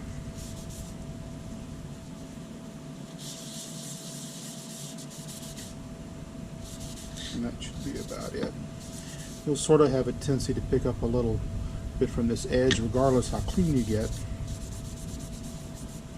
because a little bit of that carbon fiber is exposed. So there might be a little bit more on this. We'll check it. No, actually that's just the pattern. We're good there. Okay. So we've got 3 blanks that are almost ready for painting some epoxy on. Now, if you've been watching the earlier segments, you can probably guess what we're getting ready to do here. Before, when we did that step, we were actually working with a plate that had no profile on it at all. Now we've got profiles on one side, and it's important to understand that when you look at that profile, it's tapered. So if you set that flat on something, there it is. You set that flat on something, sure enough, now this table's not perfectly level, that looks about right, but it basically levels out. However, now when we put this down there, it doesn't. You know, it's simply not level, and to get it level, we have to bring the tip up some. So how do we do that? Well, it turns out that for this particular taper over this span or semi-span, the height of, or the thickness of a piece of aluminum angle is really just enough to make this work. So all we got to do here is flip this over like this. Remember, we're going to be pushing this up against that anyway, so that's going to work fine. Put our tip like this, and voila, it is awful close. If you, without even sitting on the fin, you can see where the bubble lines up. So we're at the same place, we're at the same level. And why is that important? Well, if this is setting at an angle, and I'm going to exaggerate this some, if this is setting at an angle, then where this lines up is going to be behind the actual tip edge of the core. We've got to keep those edges perpendicular, so that's why we've got to raise it up. So we'll raise it up like this.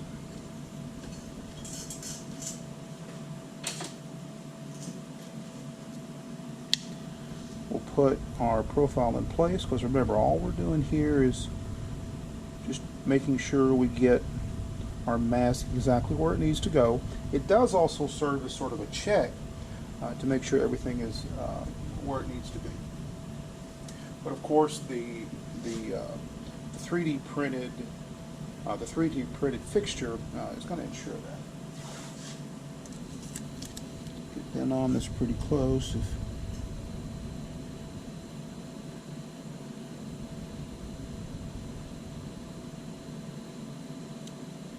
pretty good.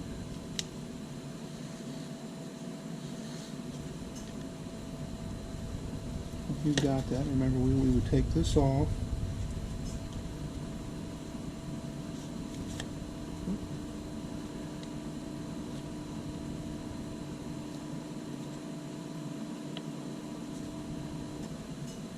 Double check it.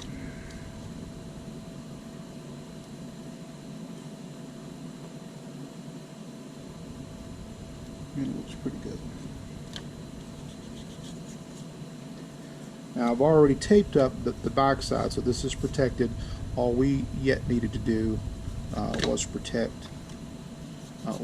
this root from any epoxy. Of course, we turn this over flat here. Strike it down like that.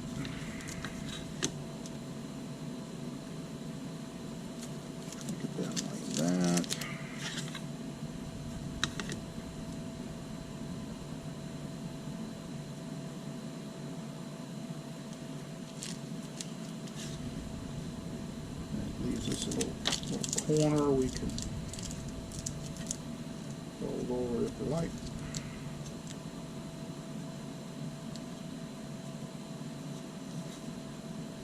And there we go. This one's all taped up and ready. Now we've sort of handled that. We'll hit that with one last wipe of alcohol before we paint the epoxy on it. Next one, we're going to do the same thing, and we got all these done. We'll come back. Okay, we are back to glue up these profiles. We'll start first here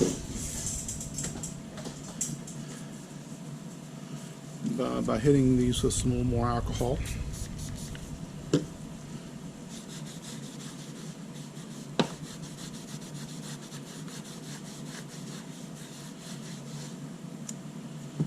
Notice we're not getting any more dust off of these, which is good.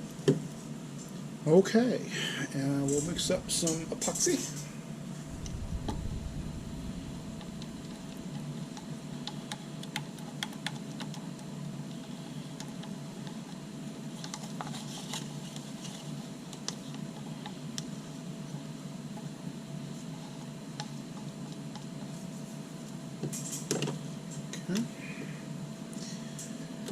And we're ready to start painting these with epoxy.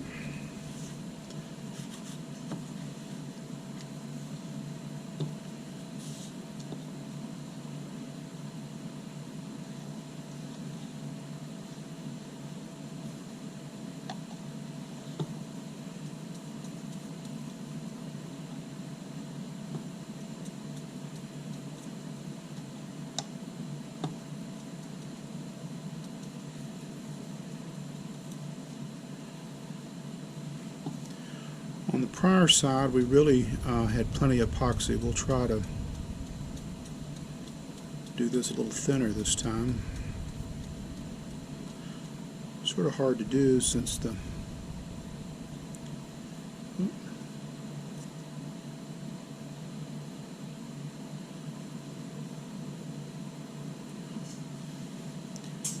epoxy has a tendency to its own viscosity and a tendency to level out where it wants to level out.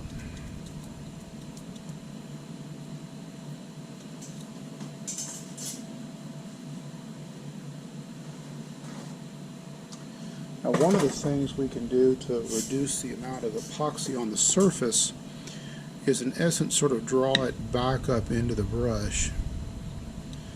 You can do that by wiping your brush just like I did there.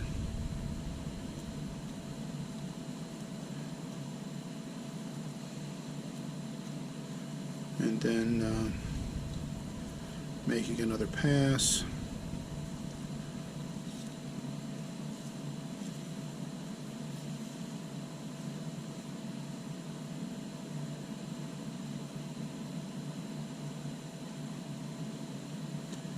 And now we'll look at it with a little bit of reflection.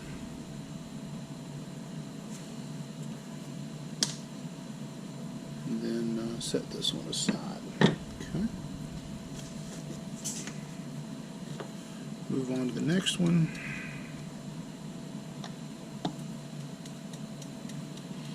Take a look at that one. It's pretty good. We'll brush it one more time this way. Feels like there's a little less epoxy on this one.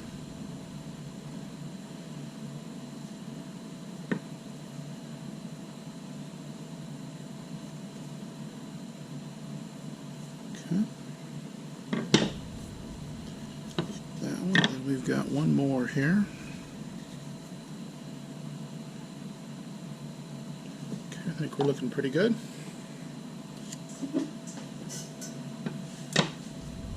Just like we did with our tape, we've got the same problem that now that a taper's on this, it wants to one of the profiles on this, the taper of course doesn't cause it to set level. And so we're going to do the same as we did with the profile where we marked where the root was going to be. We'll put the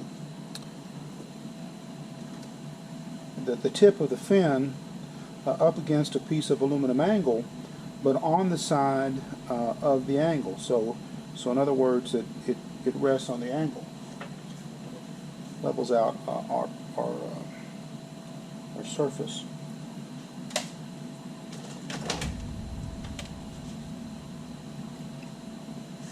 So we're going to take our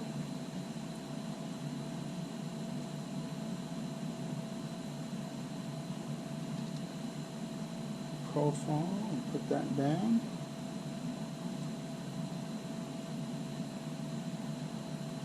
Position it where we want to be.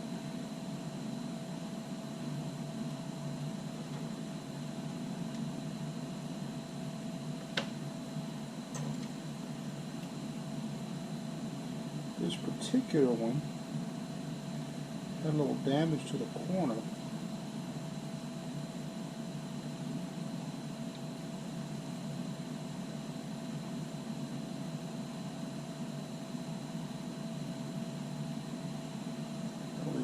Taken care of. Don't know if you saw our mascot walk by or not.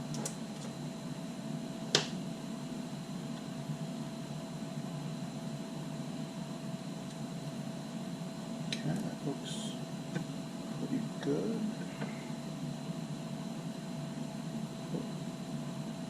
Slipped on his son.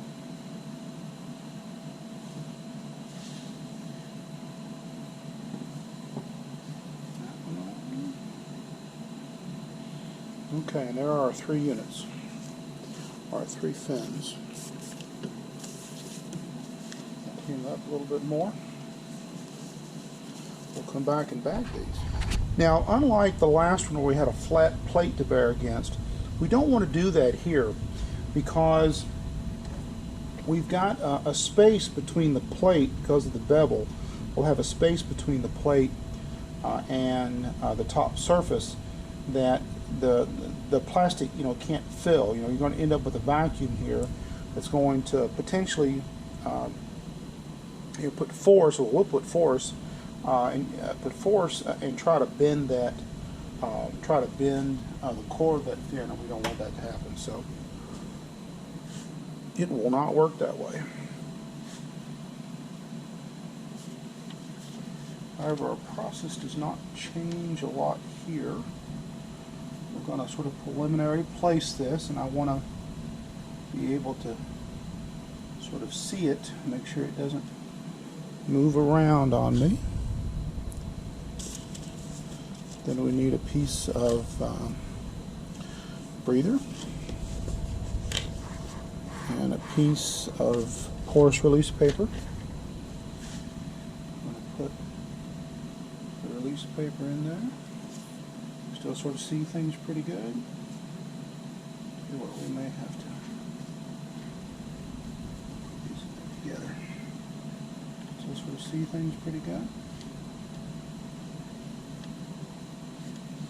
That in there, still looks like it's in place.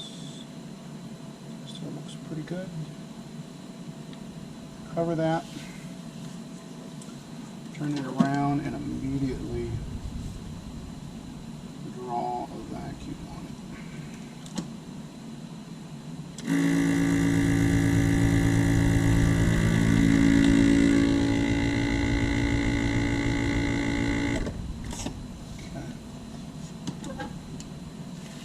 We want to look for any places that really had rather not had that up in hair like that. I'd rather had that off the edge, but take what you can get.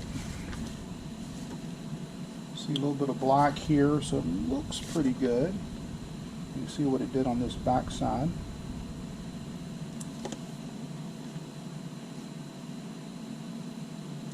And if we do have some epoxy up in there, we'll just have to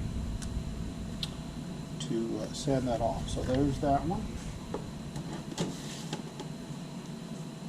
Do the next one.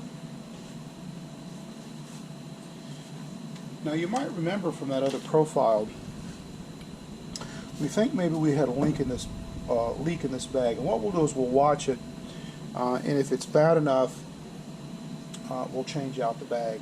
This particular material comes rolled. You seal both ends of the roll and you got your vacuum.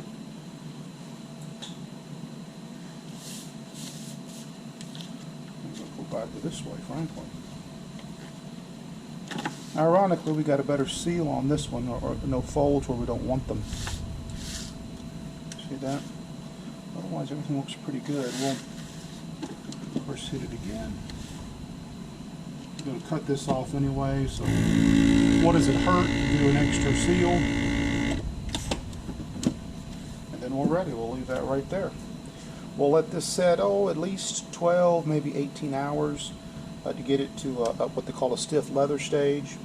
And we will then come back and remove all this. Hopefully we'll find our fins done. Not too much epoxy we have to remove, and then we'll be ready to go on to the next step, which is putting the outer fiberglass skin on these fins. Okay, we're back. Time for the fun part. We're going to remove our bags here. We've got good vacuum on all three bags. So it does look like maybe we had if you watch the earlier segments, we had a bag that was leaking. See that bag expand when I do that? See that?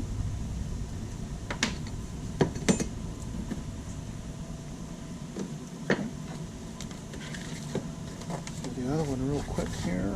Let's see here. Probably that's the better seal. If you're careful, you can use these bags several times.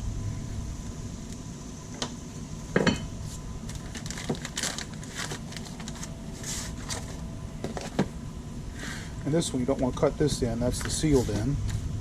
This was an actual bag as opposed to a roll. Most economical way to just to buy this stuff in rolls.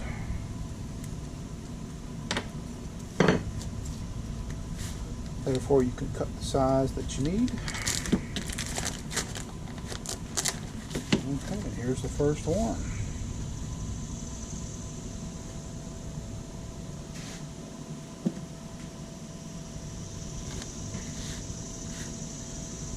plenty of epoxy beaded up here.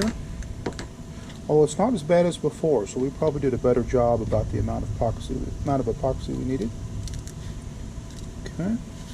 Still have a fold in that release paper, although I don't feel anything under that, so that's good. That didn't result in a ridge of epoxy there, nor here. We do have a little bit here we'll have to cut away. Let's go ahead and, of course that'll be trash, unless you got some small parts you want to do later. There's our epoxy. So yeah, that looks real good. A little epoxy there on the end. We couldn't get that completely sucked out, but I think otherwise we've got a good flat surface, and the profiles look like they match up really good. So we won't have one profile at a little bit different angle than the other, or a little bit different position than the other. Yeah, it looks good. Okay. Set this aside. Pull the next one out.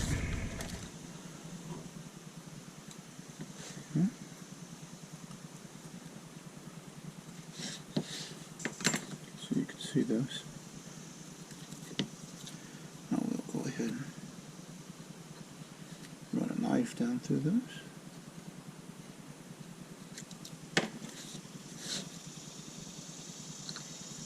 Should take care of it. If you look real close, you maybe could see a little bit of epoxy that went under the tape. But of course, it's down in the carbon fiber fabric. Maybe a little bit more right here.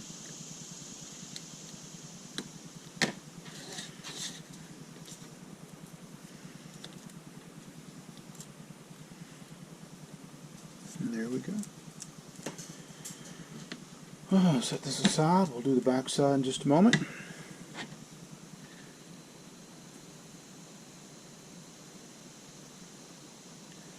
Okay, I think that's about as perfect a 3 fins as you can get.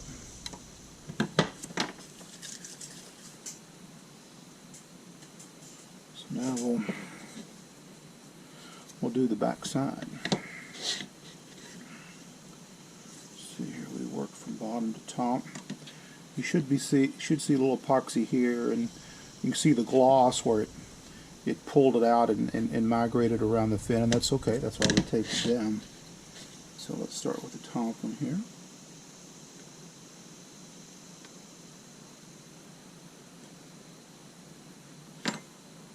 If you want to, you could always use a pair of tweezers. I've got them, but probably not worth going and getting.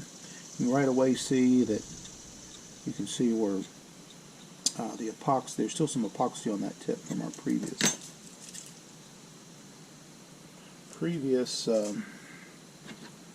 lamination.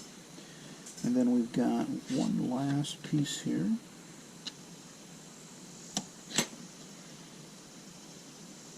I'll be careful of this tip because for some reason we didn't get epoxy right there.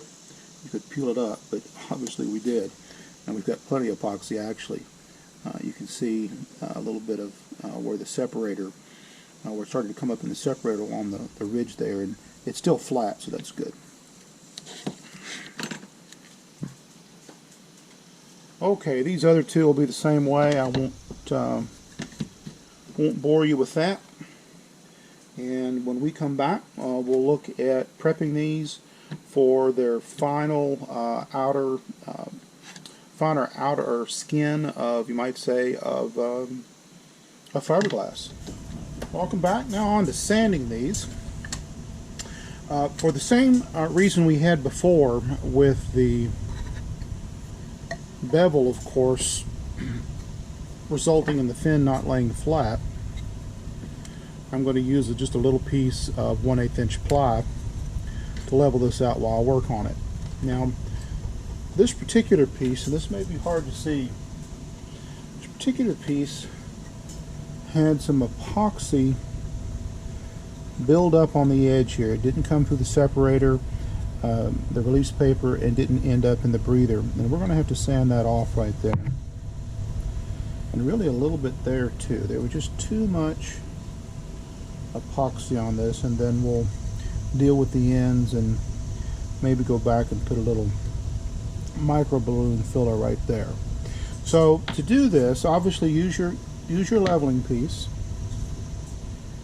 and then this is 60. This is probably too rough. I don't want to hit this with 60, but we will hit this little piece, and you may be able to see right there with a little 150. See if we can't sand that down. Now you're going to just have to do this by feel. It's important though, for instance, to keep your hand between the ends. You don't want to be rounding anything over, and then you'll just have to feel for that edge bevel. And in fact, you can use your finger here to sort of help guide you. Where my finger is. We do want to apply pressure more at this end.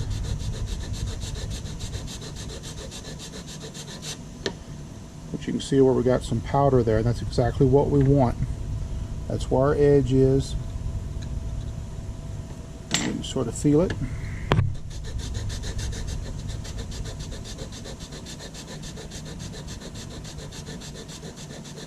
And since you can always take it off, but you can't readily put it back on, although thanks to micro balloons, I'll show you micro balloons if you're unfamiliar with them, you almost can put it back on, but there's no sense taking off more than you need. Okay, we've still got a little bit of dust right here.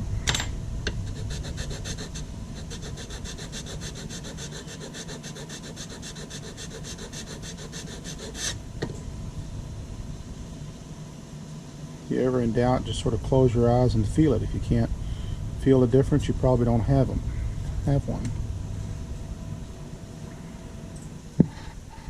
Yeah, this is looking really good. Even with this, using this tip as a probe, it's not catching, so we're down where we need to be.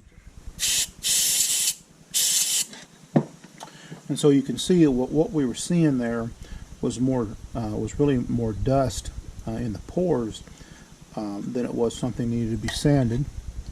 We can always check it this way a little bit. Looks pretty good. However, you'll notice there's a little bit of a lip right here, and I think that's some leftover epoxy. And we can actually address this pretty easily, I think. Although we're going to look at this anyway. You can see here. See that little lip right there? I don't want to use that grip. Come around here and use some. Actually, use some 150 that's on this piece. And so you can see where this is a little raised right here. So we should be able to do the same on that. Just again, this is perpendicular more or less. So just take it.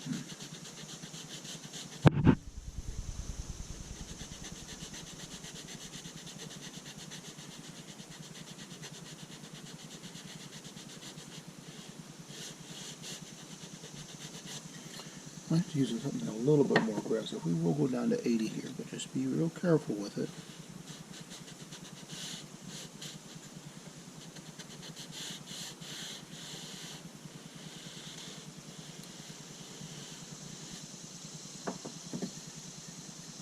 And go back to 150.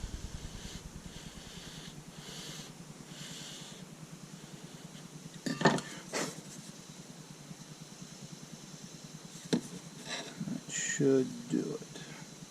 Pretty cool. I think we're in good shape. We got this little spot right here. We got a little spot here that's pretty obvious. Now we'll go back and we'll sand our edges here. You can see we've got some excess epoxy we probably should at least smooth out. It's not a lot, a little bit on the edges. So again, you want to elevate your tip so that, of course, you know, this is perpendicular, and we'll start out with a little 150 and we'll see where that gets us. Short strokes here, because remember, you want to keep your grasp on this in between the end points so you don't accidentally roll a corner here. good sharp corner, it'll fly better. It's also easy to see that little defect right there that we're going to address with some micro balloons.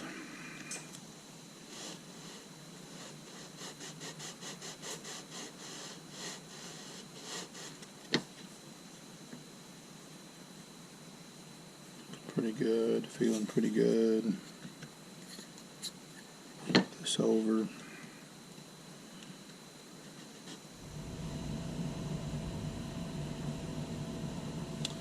Okay, so that looks pretty good. I think that's probably our worst one.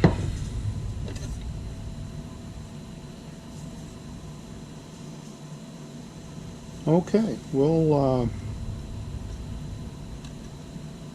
stop recording here and we'll come back when we've got these done. Okay, we are back. We've got one final activity here to shape the profile before we fill in any imperfections, probably with microballoons. And that has to do with the root edge of the profile. Obviously, everything from the profile down, or from the profile to the root, goes into the airframe. But we still, of course, have to cover this in fiberglass, which does add a little bit of thickness to this. And while it won't cause an interference problems in the center of the profile, for a reason that will be obvious in just a moment, it could cause a problem down here at the edges where the profile comes down and then meets the core. So what do I mean by that? Well, if we pull one of these in here with it stuck in the airframe, it should be pretty obvious that there's plenty of gap towards the center of the fin for the fiberglass that comes around the corner to fit between the profile and the airframe. But you'll notice that as you get out here towards the tip, then that doesn't appear to be the case. It appears to be much less space. And if you think about that, well, this is rather obvious. The airframe curves away from the higher portion of the profile, the thicker part of the fin. So what you're seeing up here is the actual distance, and there was a little bit of accommodation made for fiberglass, but not much. So what we're going to do here is we're going to undercut this profile with a special sanding block that you see has an angle on it, and that angle is about 9.5 degrees or so, which is the proper angle to get the right slope off the airframe as it comes out and meets this edge. And by doing that, you'll see that we get material removed from here that we don't get removed from the thicker portion because of the undercut. And we'll end up here with essentially a compound angle cut because this slopes down and this slopes away.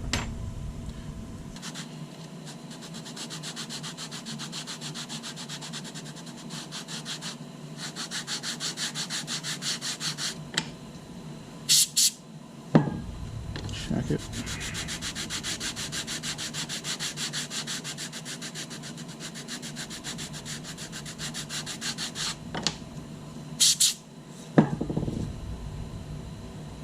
That's looking pretty good.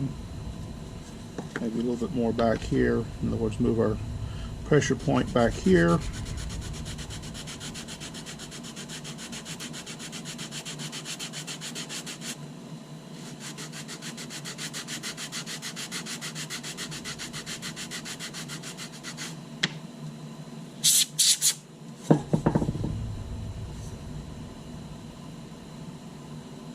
It looks pretty good. Clean this up a little bit, of course. What we're seeing here mostly is epoxy from where that profile was bonded to the or that profile that we've sanded away was bonded to the core.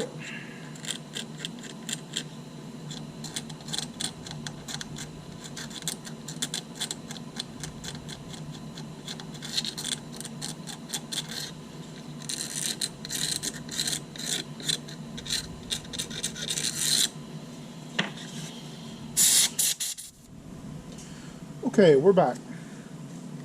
Now, as promised, I'm going to show you a little bit about how you can deal with imperfections that might be introduced into your profile.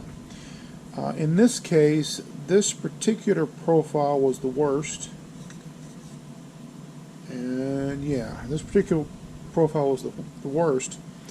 And you can see where I actually already made a repair here. Now, it looks like there's a little bit missing, and there is, and that's because the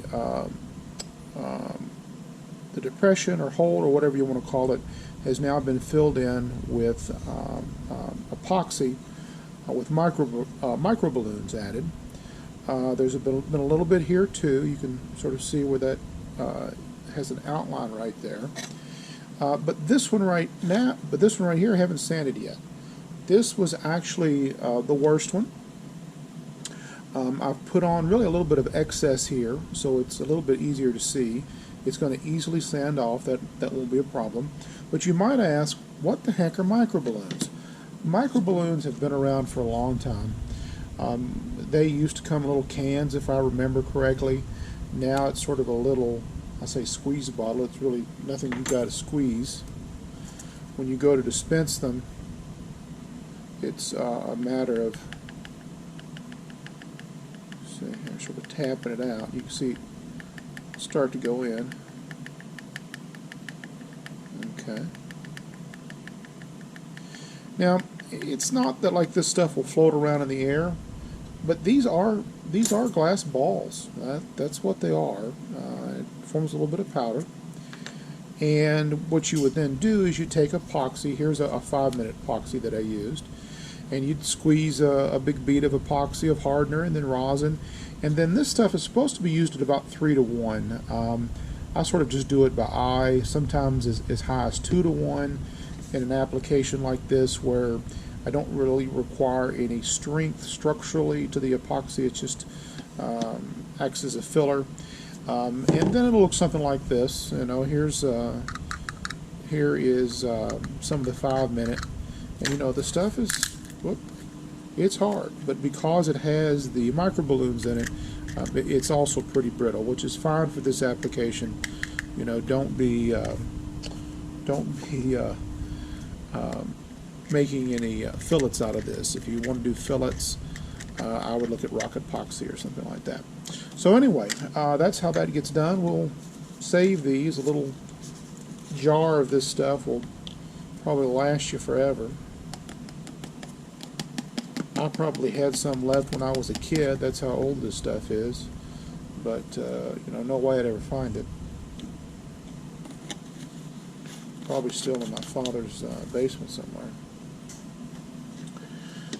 So where we're headed is something like this. You should be able to see the difference between, let me get a little bit of angle here, between this edge that's flat and this edge that has a thin black line down the center of it. That black line was actually enhanced just by using a black marker and then going along the edge like that. Go all the way down the edge, let it dry. And then in a little while we'll look at, well, how do I sand to actually create this bevel? We'll look at how to do that. You can see we've got a similar bevel on the other side, pretty close. We're within fractions of an inch there, hundredths of an inch there of the bevels being identical on each side, which is what we want to do. Along this tip, we want to leave the tip flat, but we do want to bevel this leading and trailing edge. So what do we do here? Well, we've got to sand this little epoxy pimple here.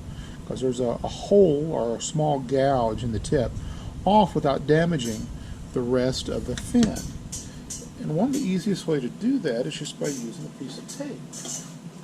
We used a piece of tape to protect our fixture for making these profiles. I think got a little bit of epoxy there, a little bit of, it's sort of trailed off there, but we're not going to worry about that just this moment. That'll take care of itself in a little bit. So we're going to put some tape down, and this epoxy pimple here is on the edge bevel, so that's why you can see the way we've done that, why we've done it that way. And then we'll do the tip separately. There's really nothing to tape down to protect. If you want to call this piece of tape a sanding mask, well, I guess that's about as good as anything. Now, let's see here. There's a 220. You just want to use a small block like this. Here's 150. I wouldn't use 60 or 80 on something this small. It'll sand pretty good anyway. And we'll turn this around like this, and then what we'll do is we'll keep our pressure up in here, and you can actually see, you know, this goes up, you know, it's elevated right here. See that? So just sort of do this by feel. Keep your pressure up here and away from the tip, and we'll just ever so lightly do it. You can already start to see how it's starting to level out. I'm going to put my old man goggles in here and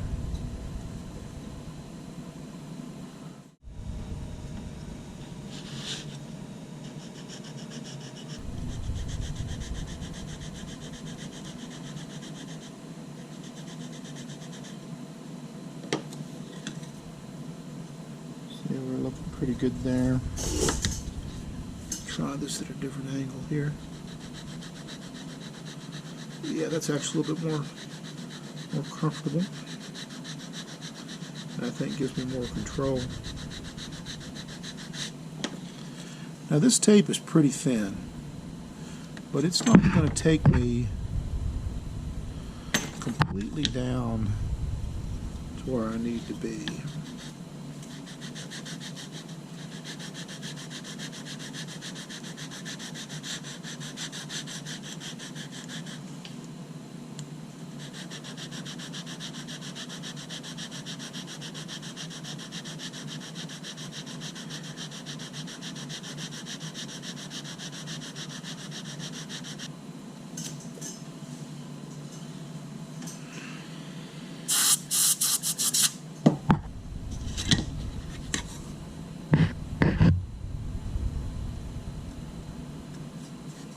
Looking pretty good.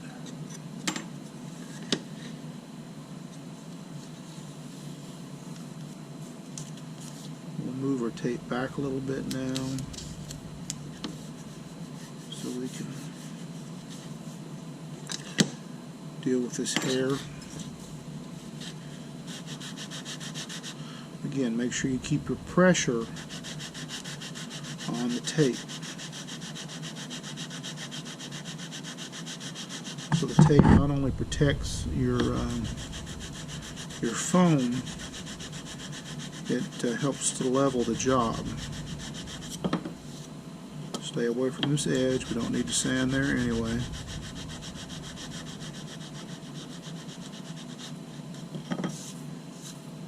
Now we're starting to pull up some tape there, so might be wise to stop. Put this at some different angles, and we can just barely start to see where the gouge starts and stops. You can see a little edge there, see a little edge there. So we're going to go ahead and remove this tape. Now very carefully, you don't want to alter this alter this profile. Keep your pressure at way out here. Just lightly sand.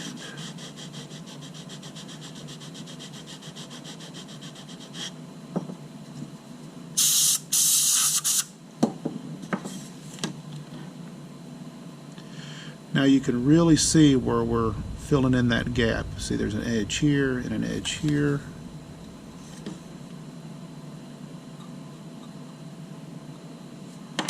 Still feel a little bit of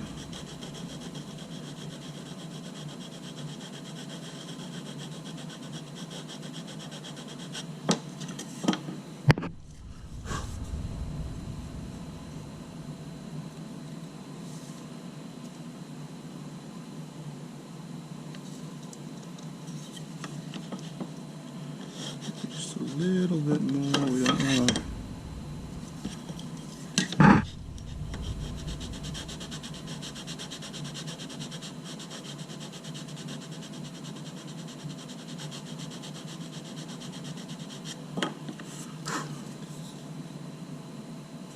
So delicate work. And so you can see now where essentially where the defect, where the gouge went all the way around. Now we've got to do this end. This should actually be a little bit simpler. Now I'm right-handed. Camera's on a bad side of that, so I'll try to stay under it. We're going to elevate this. Now remember, this tapers, so it's, you know, because the taper, this line is not perpendicular here, so we're going to elevate it with a piece of 1/8 inch ply in this case. And I'm also going to use some 80 on this to get it started, because there's a lot there. So it'll go quick. It'll almost disappear before your eyes. There's no reason why we can't tape this tip. It's probably unnecessary, but it'll help us some.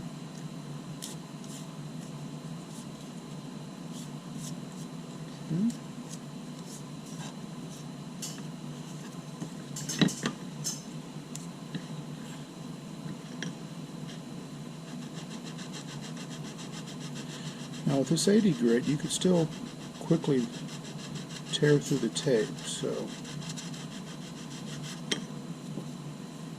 be cognizant of that.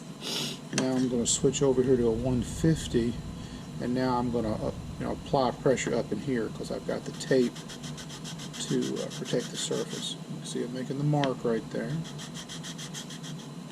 It's pretty good. A little bit more maybe. Can flip it over if we want to, although we can't really see that side too well, so let's just stay here.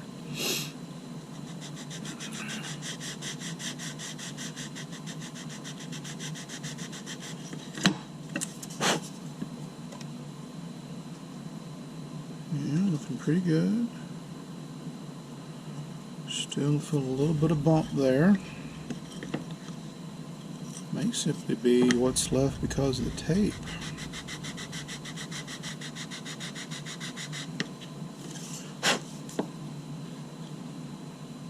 Yeah, now I think we're down to the tape.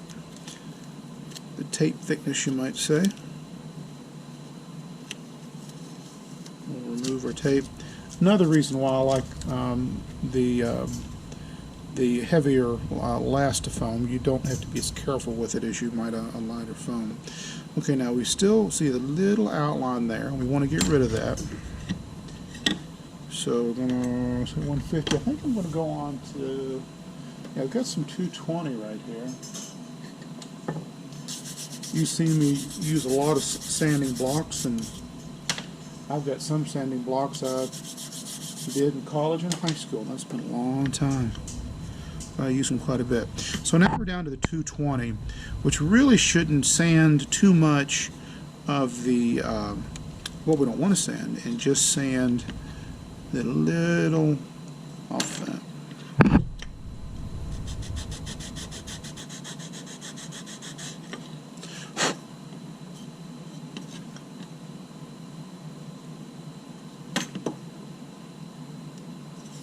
Still feeling a little bit.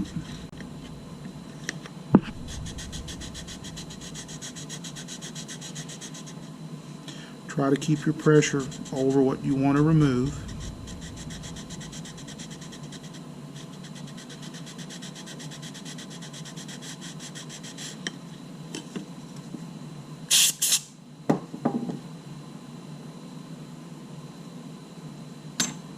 Okay.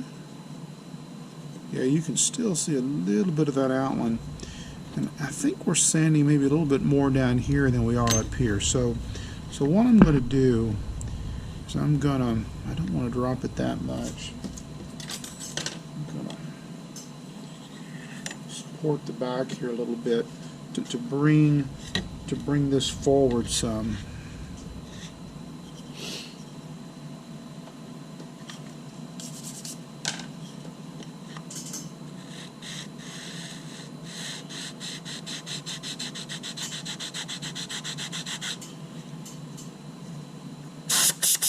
And that's it. It's gone now. Let's see here. Our damaged area is barely visible there at the edges, and really not visible at all from the tip. And what little epoxy we had out there is taken care of. So we've gone from having a gouge here to that being completely filled in. I realize that this is extremely meticulous. Far more meticulous than you really ever need to be. But I wanted to illustrate the concepts and what you really have to do to get a fin, particularly a complex profile like this, that is perfectly symmetrical. And our next step here is to bevel this, and we'll come back and do that in a later segment. Okay, we're back to bevel these fins. Now, the first thing we need to do is enhance our edge.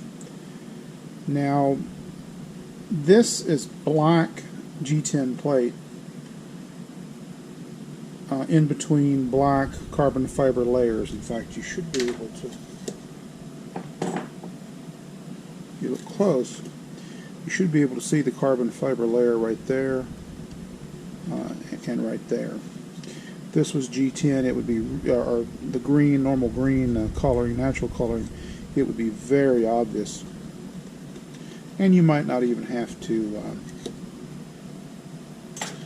enhance it. But it doesn't hurt, and we're just going to make it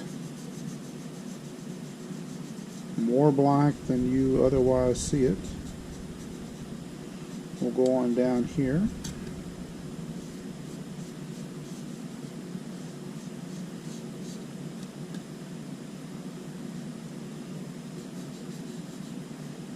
Coax this Sharpie into working.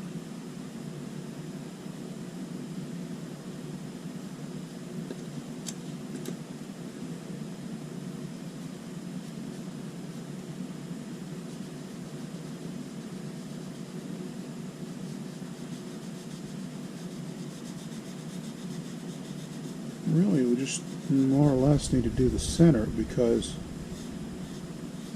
the edge is going to be pretty quickly sanded away. So there's that. Flip this over and do the other one.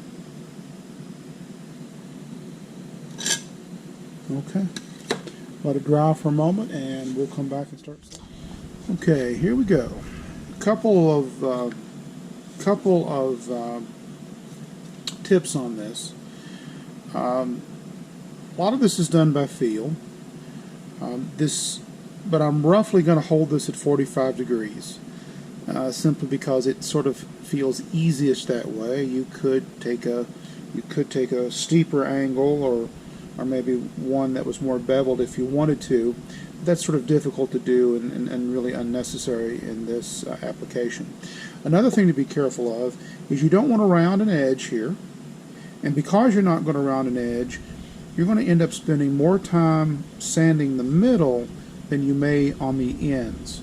And so you need to be thinking about that as you work through your strokes. In fact, you'll notice I'll sort of sand here and I'll sand here, but I'll sort of hold off on the middle. The middle's always easier to fix if you don't get a good consistent bevel across the edge. So here we go. We'll start back here, 45 degrees approximately.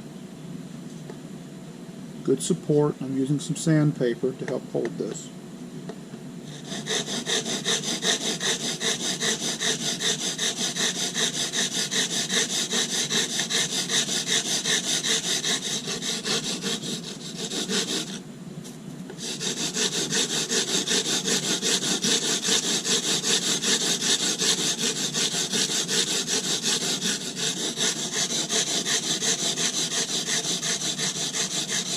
You'll notice that I'm crossing the center, but I'm not really spending a lot of time on it.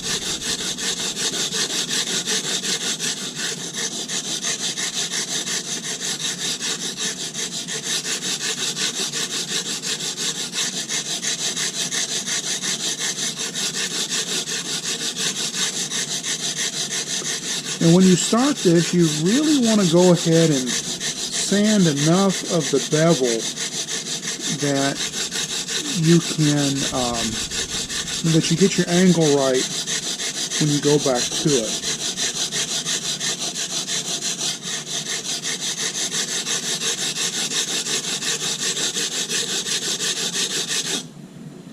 You can see right here it's getting a little bit wider than it is out on the tip. So I'm going to sort of check and then set my, then spend a little bit more time out here on the tip. And see, I spent a little bit too much. Rounded it some.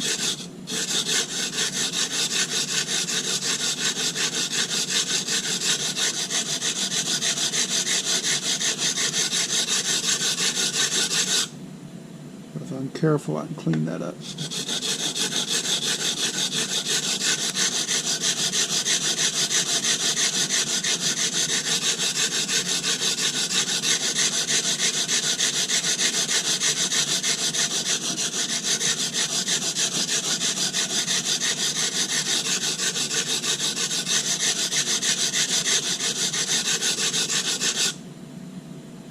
Now there is obviously a point of no return if you pass that center line, so you don't want to do that.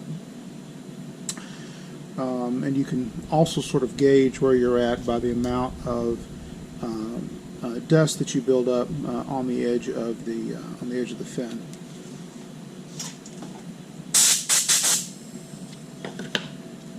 So we'll hit this. Some compressed air. Now I'm not wearing a mask so you can understand me, but you really wouldn't want to do too many of these without a mask. Now, get my pointer here. Like I said, see, I went a little bit too far here, and I may not be able to completely clean this up, but you can start to see the bevel there as composed to the black. See that? And this is far enough along that we'll switch over and do the other side, because what we're trying to do is aim for getting a nice thin line right down the center of the edge. So to do that, we'll flip it over.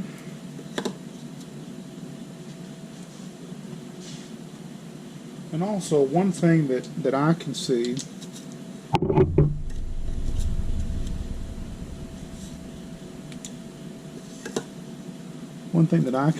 that you can't probably so good in the video is that I can see this beveled side even with it facing down a little bit.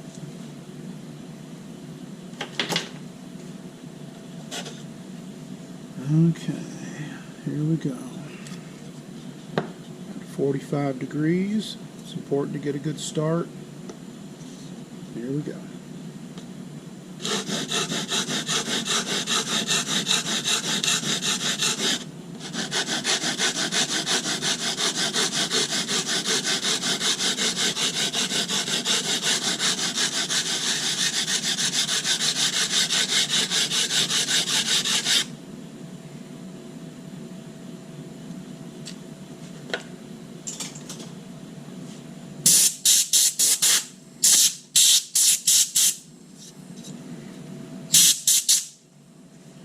Most of that dust is black, not because of the carbon fiber, but because the G10 has fiberglass in it.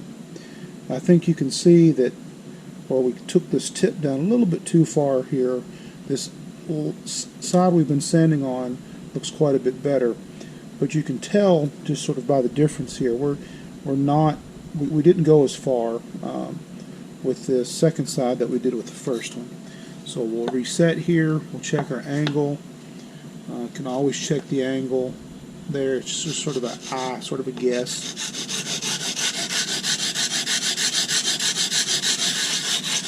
If in doubt, you can always be less aggressive, fewer, lighter strokes. Okay. It's looking pretty good.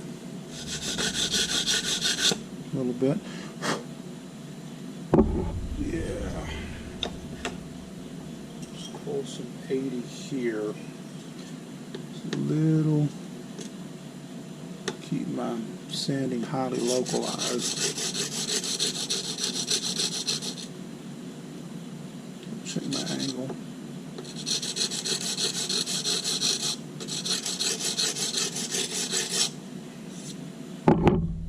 Sorry, keep hitting the camera, folks. I'm working in pretty tight. Still could use some. We'll go out to a slightly bigger block.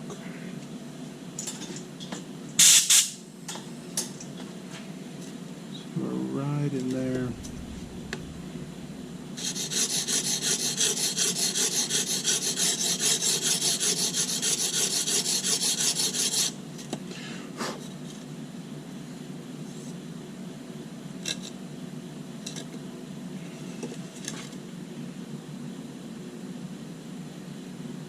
Yeah, we've almost fixed that up.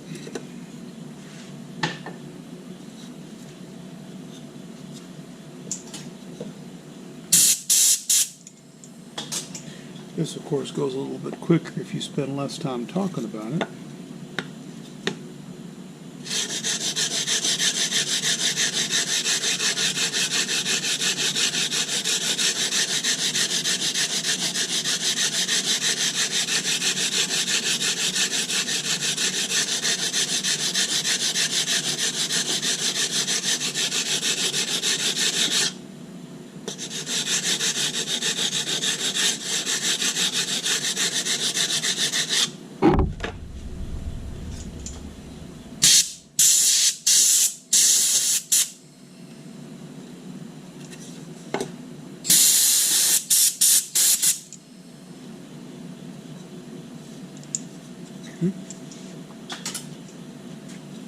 See where we are.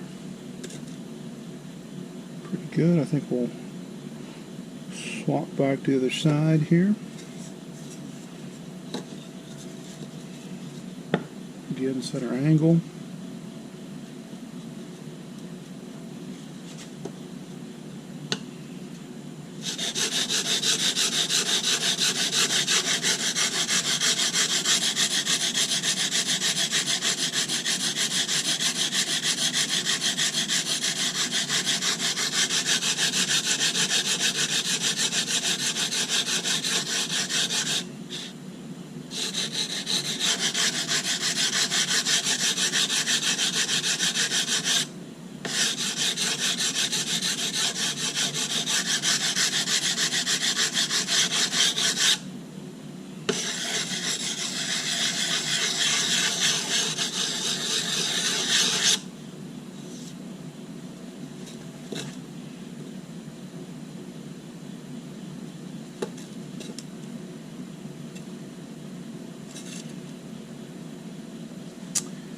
This bevel looks to be a little bit larger maybe than this one, so we're going to touch this up a little bit more. Lighter pressure here, we don't want to cross that center line.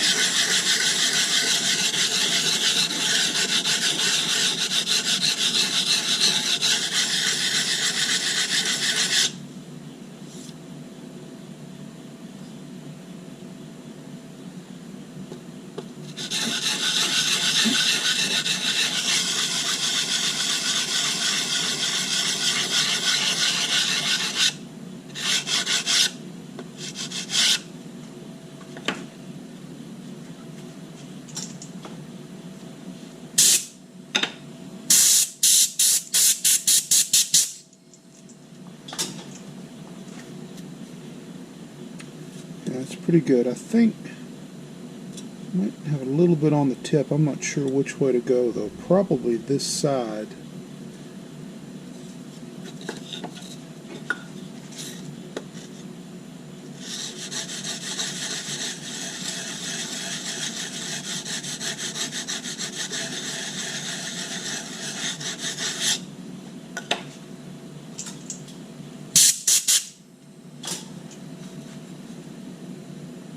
Yeah, this is sort of an optical illusion here. We didn't quite fix, we're not able to completely fix this. If we went all the way down to the center, which is very difficult to do, we might be able to. We'll hit this a little bit more with a smaller block here.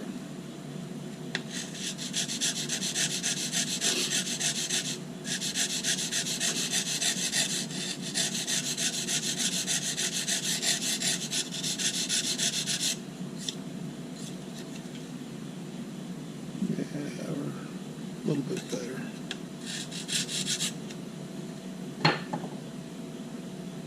Right out on this tip.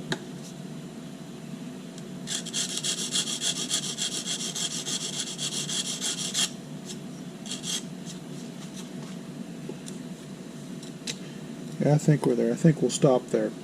Okay, so that's how it's done.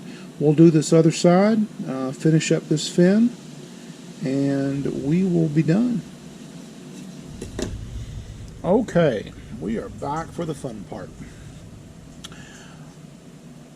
In the last segment, we had finished up, cleaned up our bevels. We'd also talked a little bit and shown a little bit about how to use microballoons. This really is the final step, except for some final sanding and cleanup of the fin that's going to go in this rocket. Of course, this is a lot of fun because you're getting down to the end and doing the coolest part here. But before we can actually do the actual lamination, there are a few things we've got to do. First of all, I'm going to clean up this edge. No reason to leave any of the Sharpie ink on this, and we'll take but a moment to do that. Then we need to mask one side, and the Coker video has both laminations done at the same time, which is fine, and I'm sure it would work out fine. But as an alternative, I'm going to do each side at a time. But primarily the reason for this is I want to achieve absolutely as much overlap as possible at the leading and trailing edges, and more specifically towards this tip. And I'm somewhat concerned if I try to laminate both sides, I won't get quite as good of bond or lamination along the edges. So we're going to do one side at a time, which means we've got to mask it. But before we mask it, we do want to clean this up a little bit. You can see a little sanding dust on this. Only so much of this is going to come off. It's not going to be a big deal if it doesn't. It's still going to laminate quite well. So let's start by cleaning the edge of one of these. We'll use some white paper towel to make it easy to see that we've got it all off. Make sure I pick up the alcohol here, not the water. We'll be here all day. Okay, that's the alcohol. You can see immediately that the Sharpie comes off. And there we go. We'll do the other three, and when we come back, we'll be ready to laminate the first one. Okay, we're back. We cleaned up our fins, removed our marking there to help us bevel, cleaned the surface a little bit, and now we're ready to mask these up. Since we're only going to laminate one side at a time, we have to mask the other side.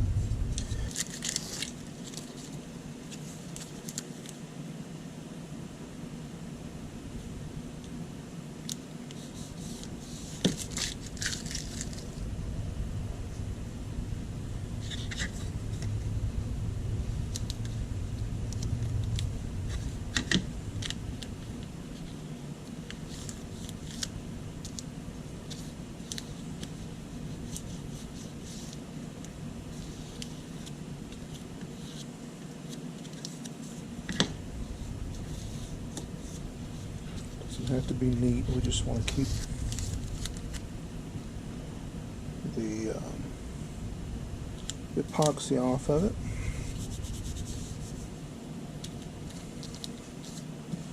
Now there we go. Now we want to be careful on this tip. We don't want to wrap epoxy around this tip because we want as much of the fabric to come over and overlap this as possible.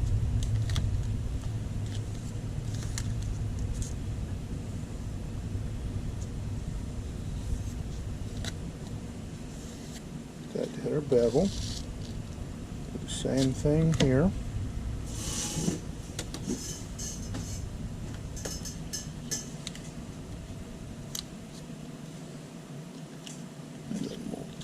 Cut through it all. We have to raise this up to get the edge like we want it.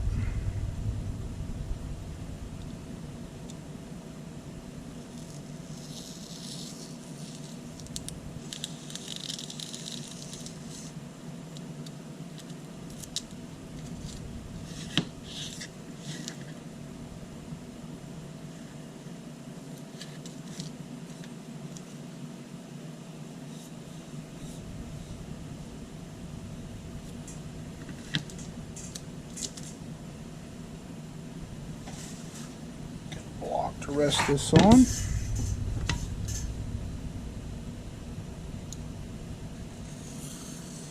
Cut this like we've done before, like that.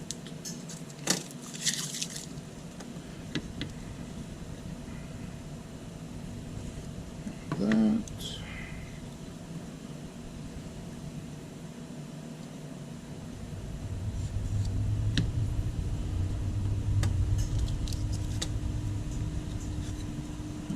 Look at our edge, which I could use some work here. Remember, this is fiberglass, so we can pull these little tricks like this.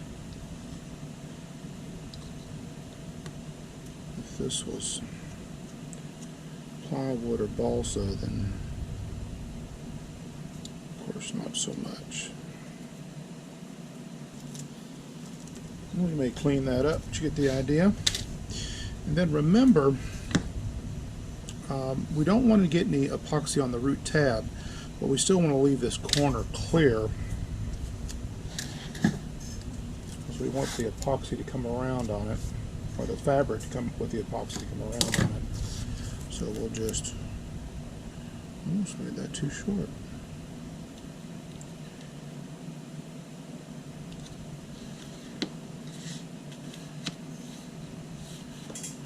Cover that with some tape.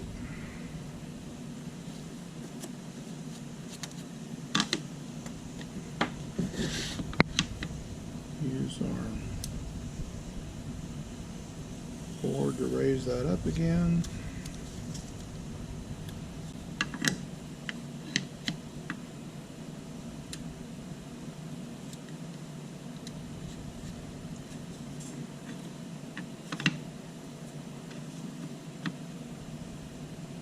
Too concerned about the edge, you know, any little bit of epoxy that clings to that edge, we could hit that with a sanding block without too much consternation. And there we go. We're ready to go. And at this point, we need to do the other 3 fins. We'll come back and then start laminating. Okay, we're finally down to it. We're ready to start laminating. First thing I want to do is hit these little bit of alcohol.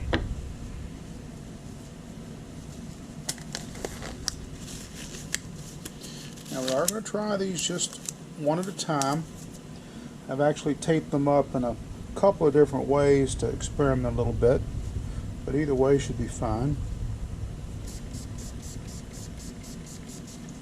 That one with some alcohol.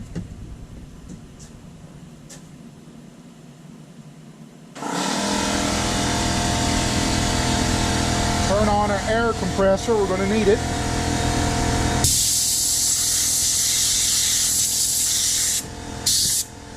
close.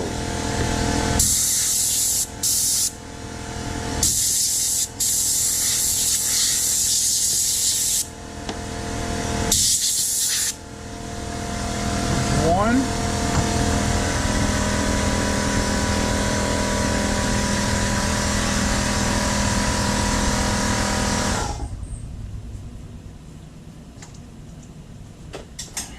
Okay, let's mix up some epoxy.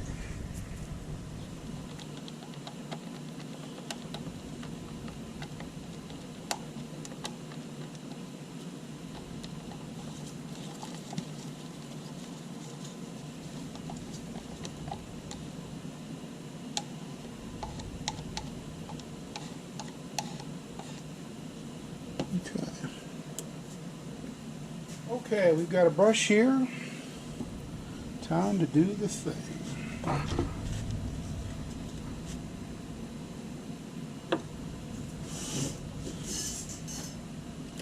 Start with a couple of these.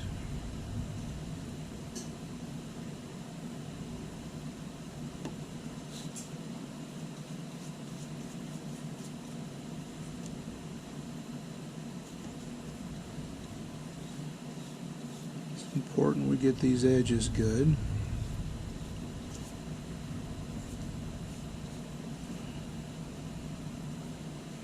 We want epoxy on this bottom side, but we don't want a lot of it. We don't want it running.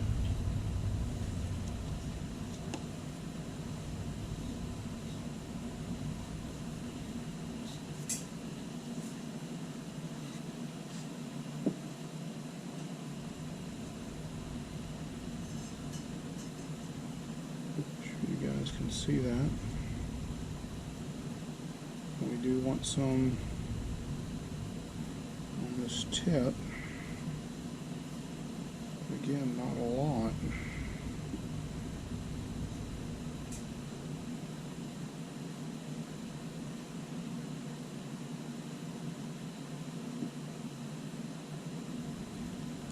Okay.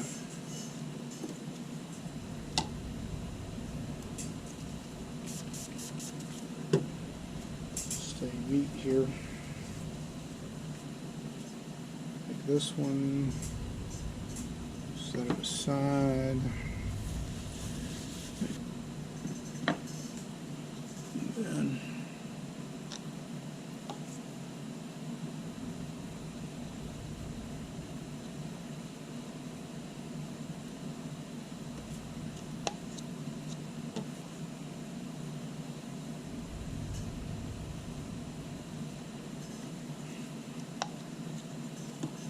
let's see where that leaves us.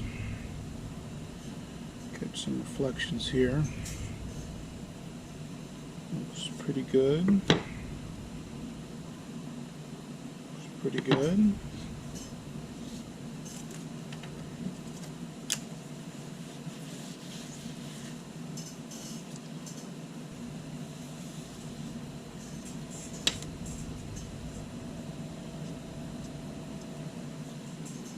We'll do this second one.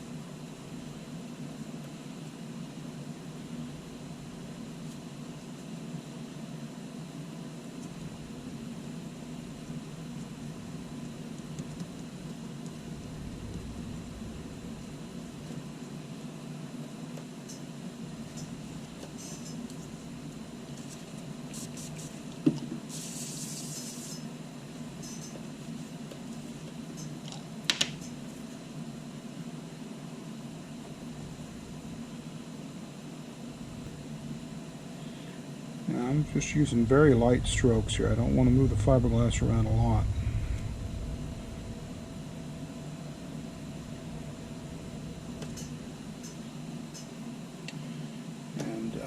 think you can see it's almost as if the fiberglass isn't on it. You know, it's so translucent.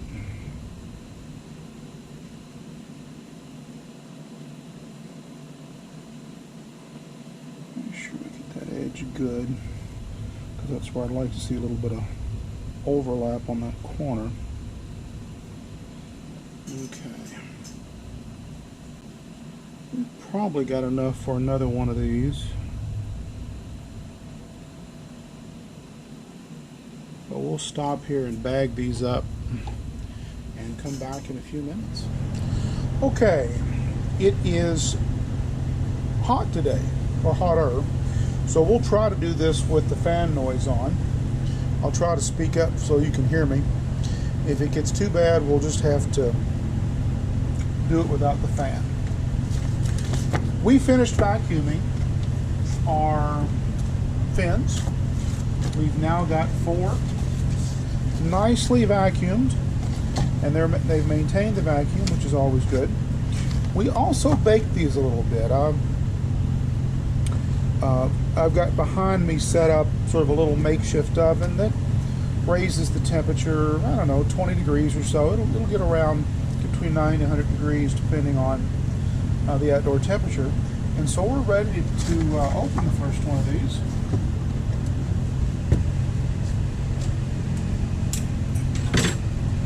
Well, let's cut the first one open here. I'll sort of make a judgment call. Both of these look about the same, but you want to cut off the end that you're going to want to cut off the end that has the least to cut off. And we really could do either one of them, because you want to save as much as possible for the next bagging.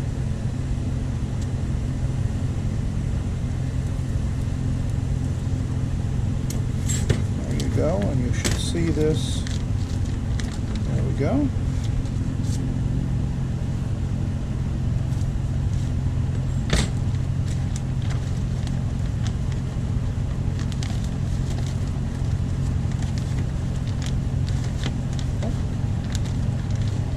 Sticky.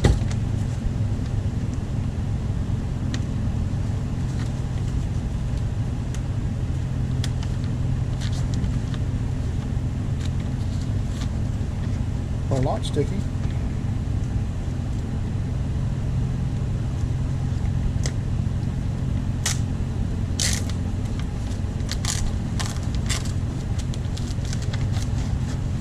There we go.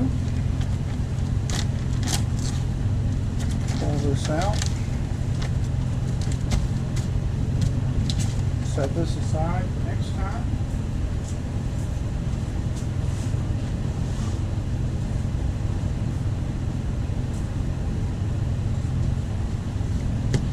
And let's pull our breather. See, quite a bit of epoxy came up right there in the breather where we had some access, and that's perfectly fine. That's what it's designed to do. Yeah, looks pretty good. Whoop. I see that breather will stick to that fiberglass, but we'll cut around that and be fine. Looks pretty good. You'll see some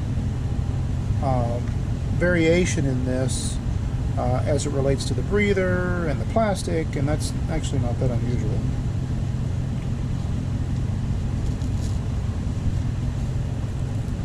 Breather's going to be tough to get off here. There it goes. Okay. Go ahead and cut this breather off. There we go. There it goes. It's stuck to that tape. You're not going to use this breather anyway. Okay. Get out my old man's goggles and we'll take a close look at this. Pretty good.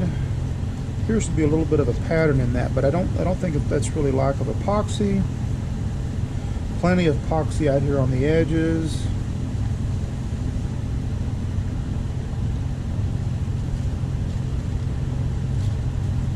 That real good coverage here on the end. Didn't quite make it down there. which I knew was going to be a problem. That looks pretty good. We'll go ahead and pull this separator.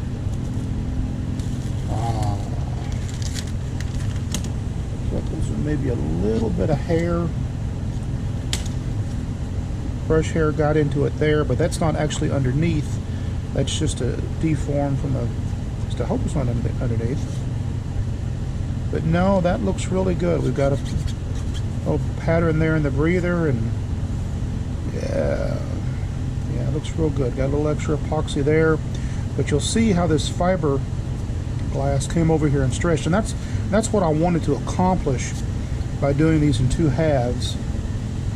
And I think we've got some pretty good stuff. Would have liked to have it a little bit tighter right there, and a little farther down, but we'll just trim that up to where it needs to be and let it go. So that looks really good.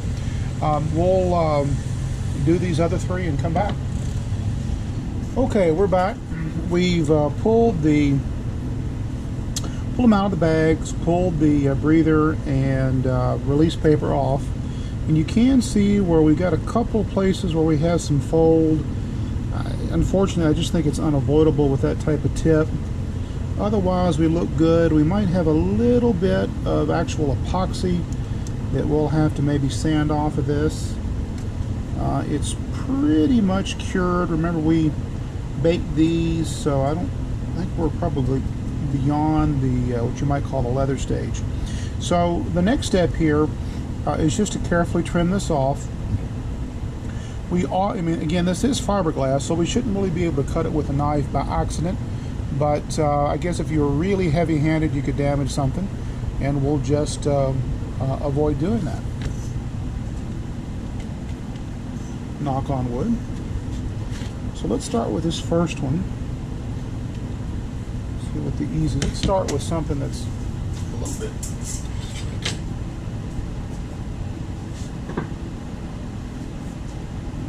A little bit or a lot less critical.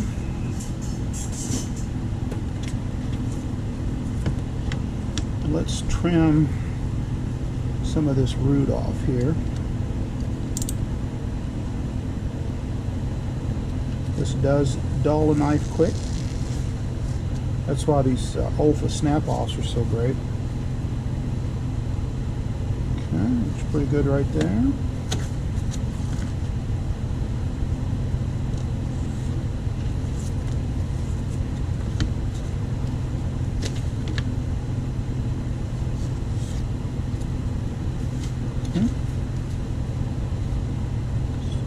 Pretty good. Where it's going to be difficult is right here, although that's still not particularly critical. This is along the root, so any defect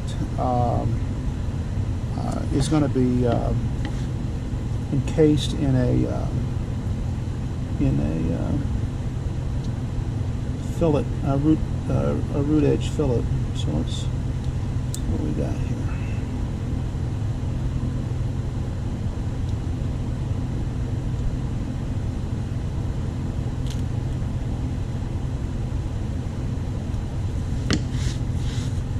Turn this around so you guys can see it.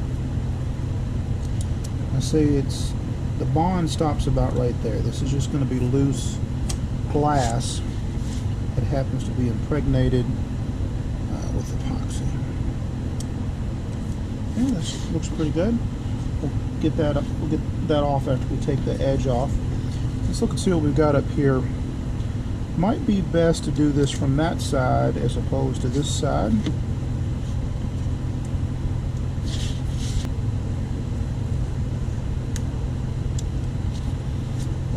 Pretty good. See, there's a little bit of unevenness here, and that's because if you look real close, you can start to see where the fiberglass wrapped back around the edge here, but didn't so much do it here. And that was afraid of that, but I think that's just what we've got to deal with using this approach. Okay. So we'll do this side. I don't know, maybe we'll.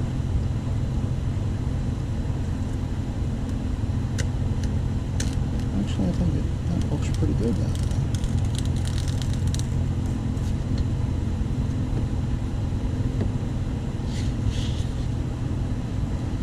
The epoxy, of course, makes it far more brittle.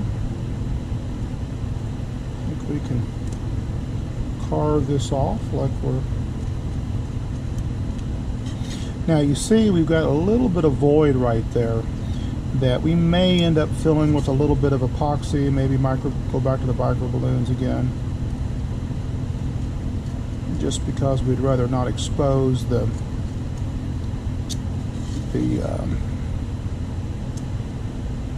foam.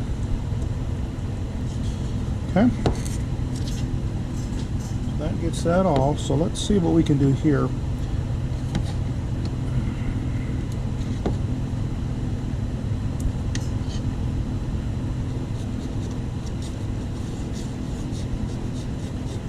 Yeah, definitely, if you're not shooting a video,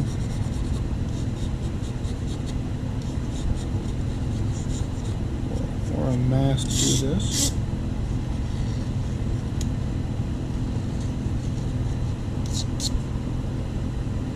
Pretty good there.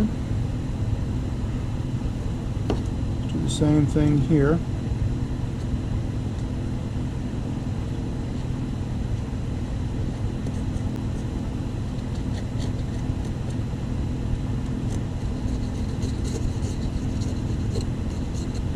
You sort of feel it when you get down to the core.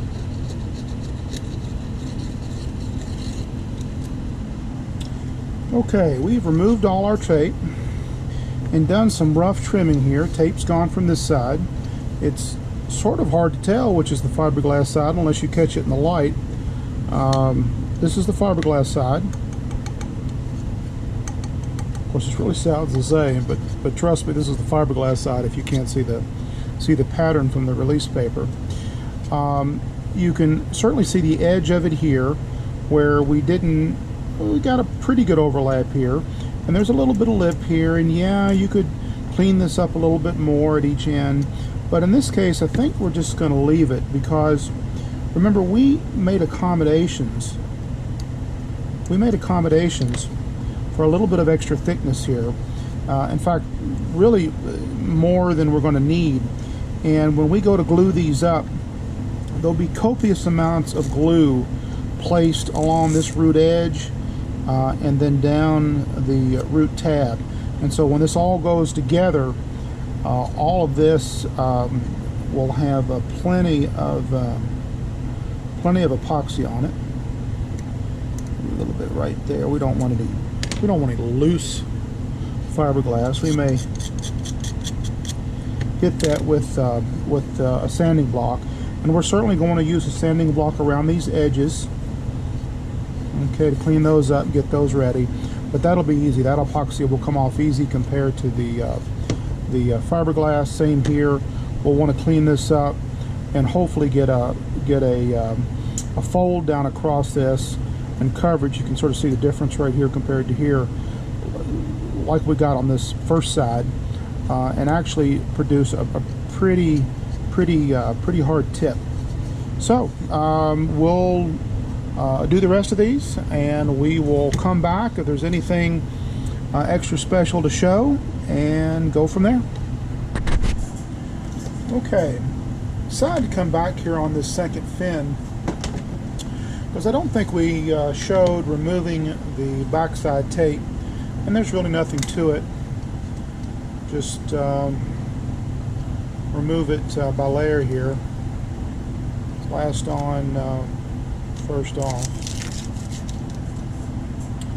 The one thing I do that makes it come off easier is that I pull the tape off this way. So we've got epoxy along this edge, and it just comes off easier that way. We don't end up breaking the tape. Of course I say that. Well, that's just got the wrong layer. This was the last, our next layer to come off. Right on.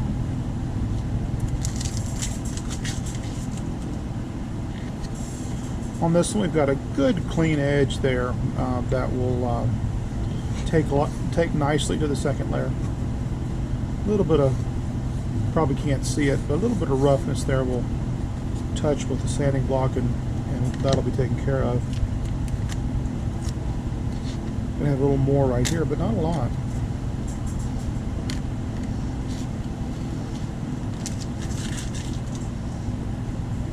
And there you go. The masking actually works pretty good. We've already really scraped and cleaned up this tip. We'll hit that with a little sanding block as well, and we'll be good to go. So, okay, we are down to the last fin here. I went ahead and decided, well, we'd probably capture some of this on video as well. It's finally cooled off enough I could shut down the noise machine, the fan back there. And we'll do this last fin. Of course, remember, we're still working with the first side of the last fin. Okay. So let's see here.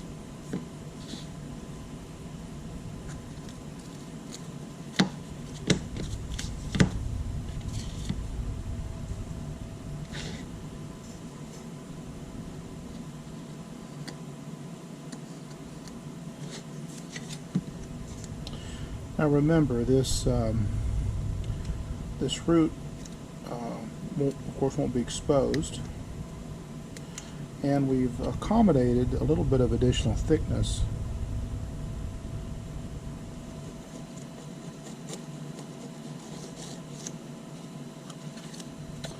The rest of that we'll clean up with a sanding block.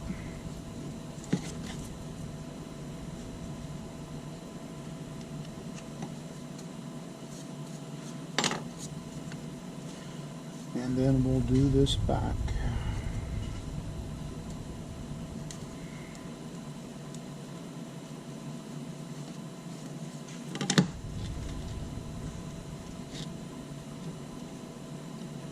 This particular one on the back was taped differently. The other method is superior.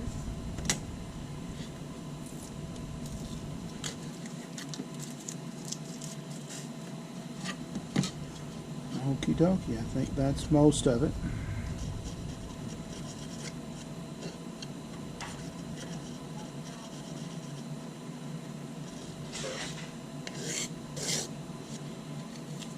We'll make sure to saturate that well with epoxy. That may have lifted some.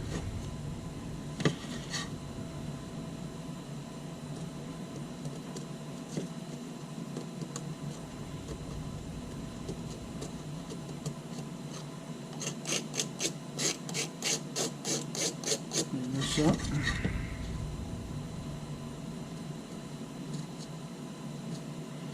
Same here, we'll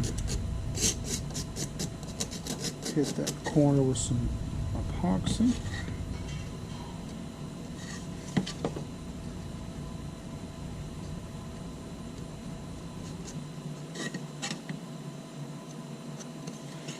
Okay, when we come back, we will hit some of these edges and whatnot with a little bit of sandpaper. After that, we will do the other side. Okay, we are back to clean these up a little bit. Not a lot of work to do on these.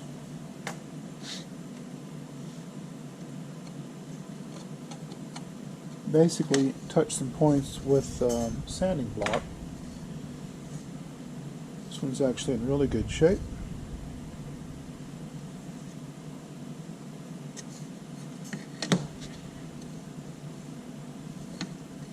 I'll hit it a little bit here.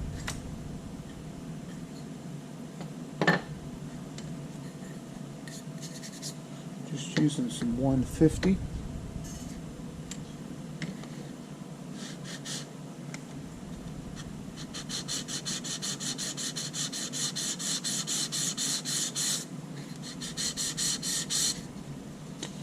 This over.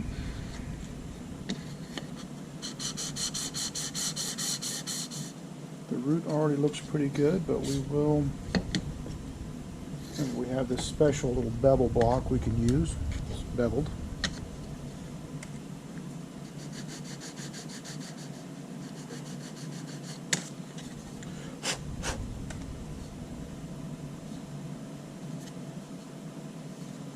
Remember this we've accommodated for a little extra thickness there, so we should be okay.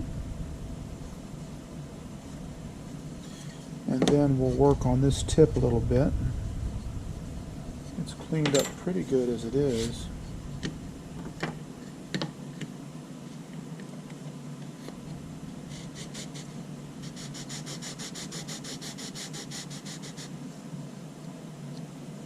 We don't want to sand too much. We don't want to completely sand through the fiberglass that folded over that.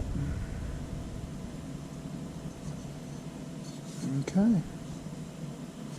And that's it. Pretty much all there is to it. We'll finish these up, and when we come back, we will laminate the second piece of fiberglass on the other side. Okay, we're back. Now, we do still need to mask this before actually performing the lamination.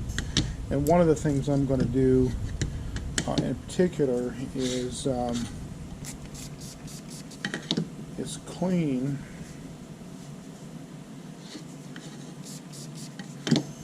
the bonded area before we do that.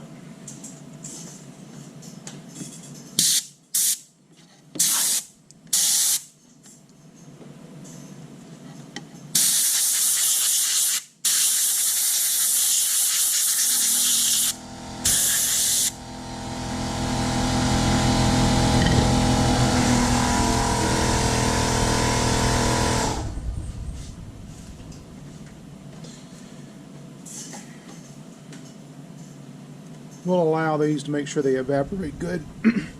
It'd be really nice if you could wipe this stuff, but you can't. So about all you can do is spray some alcohol on it and then blow it off with a high pressure setting on the air compressor. Okay, we need to mask these fins up. We're going to be masking the side that's already been fiberglass. And I've got some tape cut here.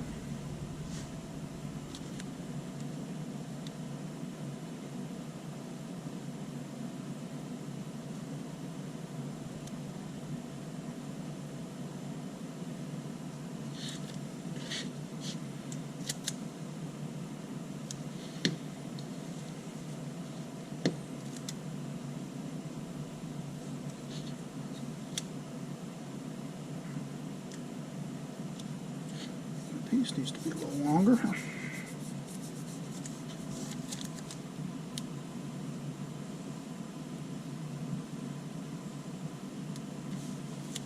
of like that.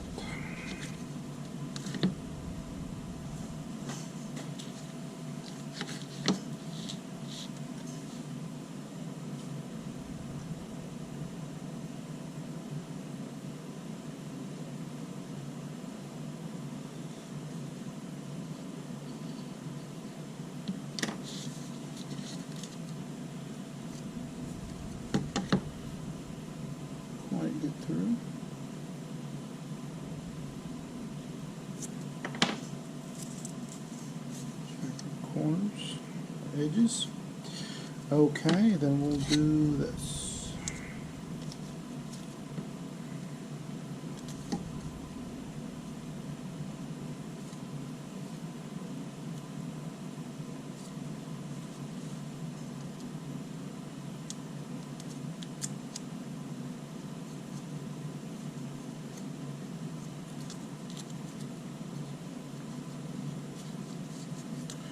Now this is on the back side that's not part of the bond, so it doesn't have to be particularly neat.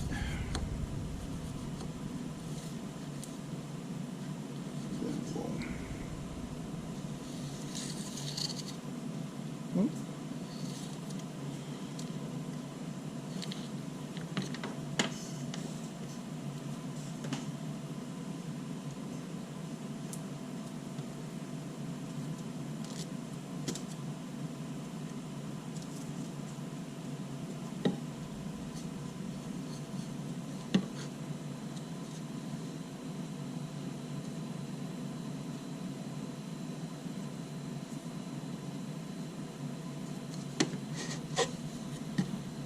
okie dokie. Not too concerned about that gap there.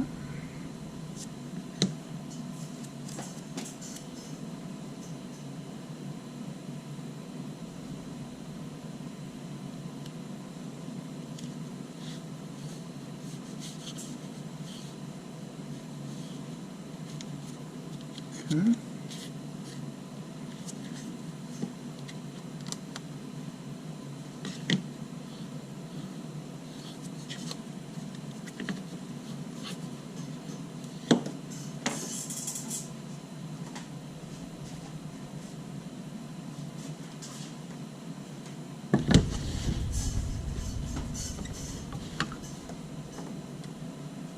Get our board here.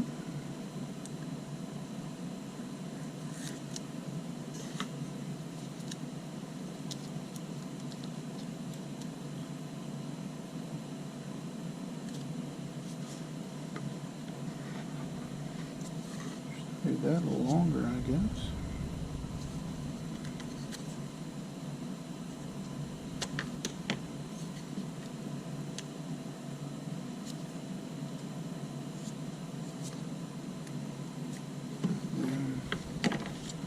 Nice and tight. Hey, look at this. We'll take care of that here.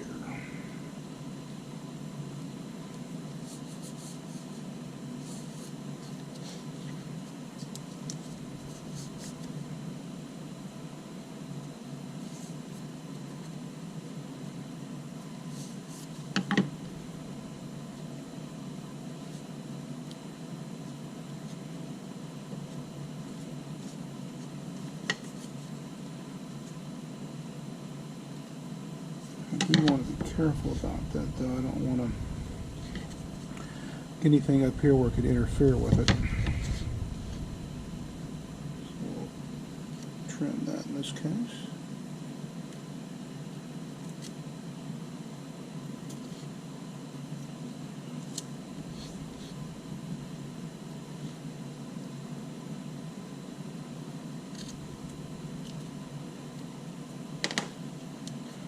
And we're good. This one's ready to bond some fiberglass to, laminate some fiberglass to. So we'll do these other three and we'll come back. Okay, we're back and ready to laminate these. Last time we determined that 4 pumps did the deed pretty much. So we'll plan on that again here. Okay, let's power this on. Get it all zeroed out. These things weigh about 9 grams. There we go, maybe 10. And we said 4 pumps, so we'll do 1, 2, 3, 4. And that should keep us under our 20 grams. That was about 17 grams. So I'm going to put 17 into our, well, 17.23 into our calculator over here. And that gives me 4.65 grams of hardener. Before we pull a hardener, we will pull a stirring stick. So we tear that, and we need 4.65 grams of hardener.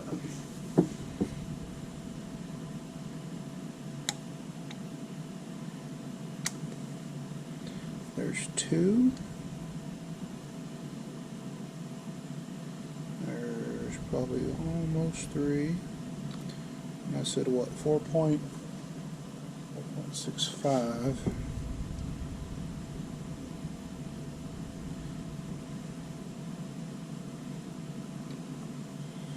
0.5, a little bit more. 4.6. Ooh, that's awful close. We'll stop there. And that's got it. Okay. Get this stirred up.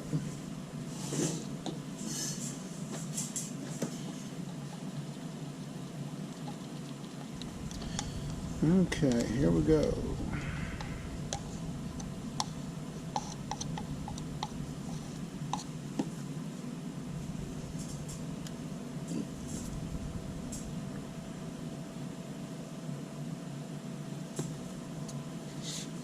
Now we'll first sort of concentrate on this edge.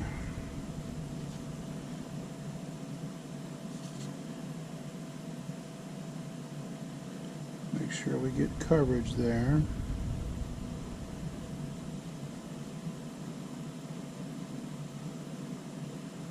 That one in particular.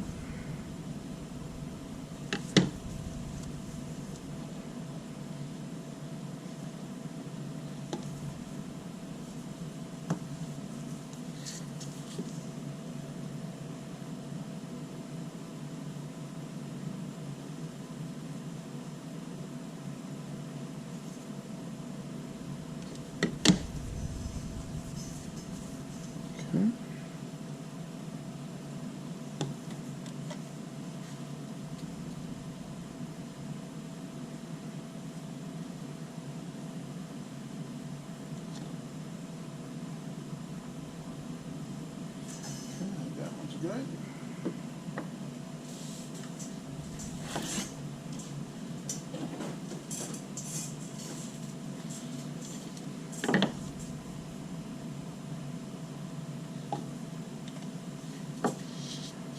Same 2, 4, and 6.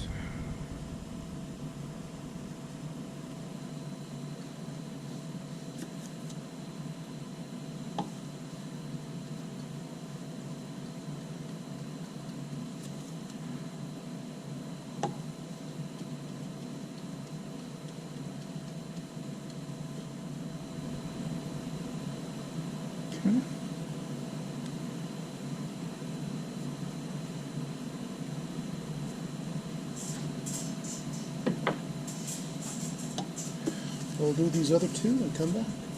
Okay, we're back. We've got the profile all wetted out. Let's sort of set these up where we can do these all at once. We'll need some release paper.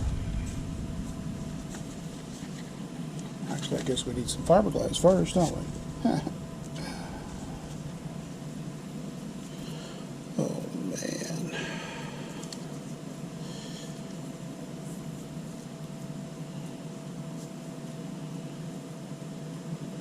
Just fiberglass.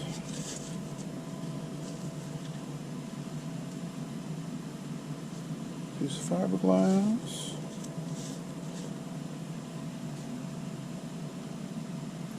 Use fiberglass. And I think I've got an extra 1 or 2. Use fiberglass.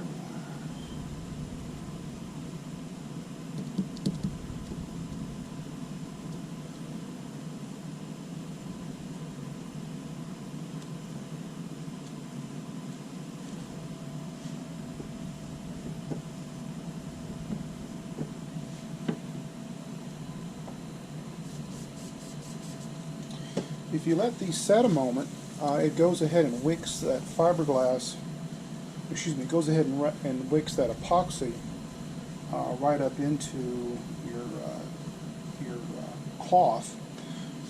What may look like wasn't completely wet out really is when you get back to it.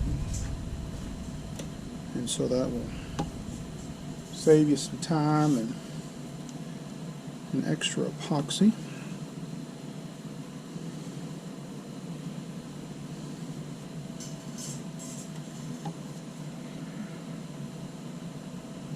Spot there we need to get, make sure we get these corners. Remember, the excess epoxy wicks out into the breather layer.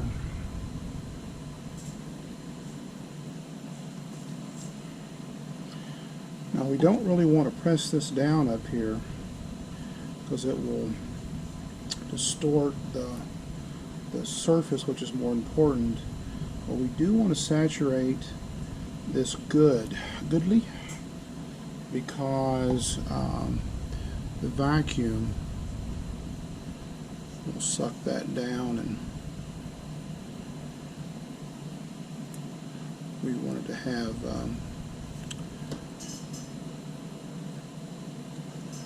plenty of epoxy. Same out here at our tip too.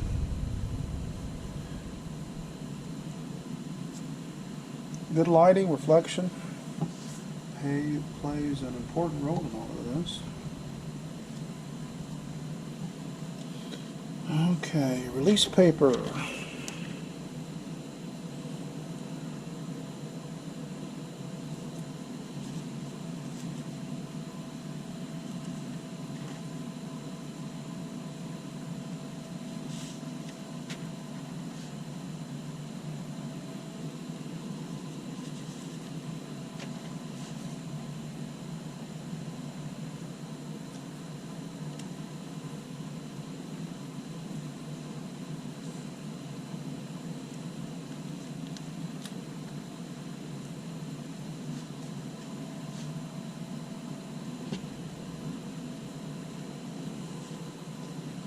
Breather.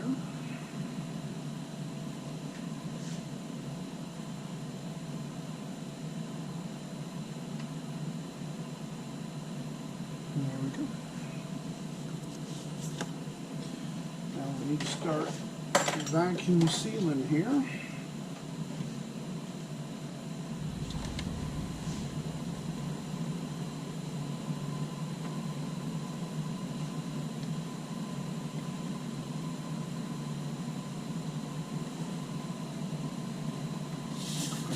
Just enough room to do this one. We'll get it in there sideways. Well, that was one reason I removed my gloves. I have a little bit better feel this way.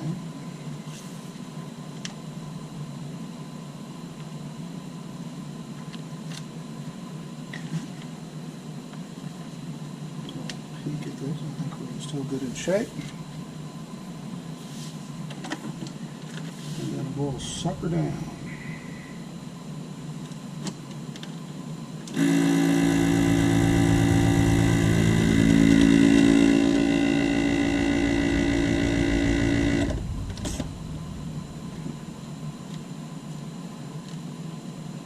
I'm trying to help us along this time.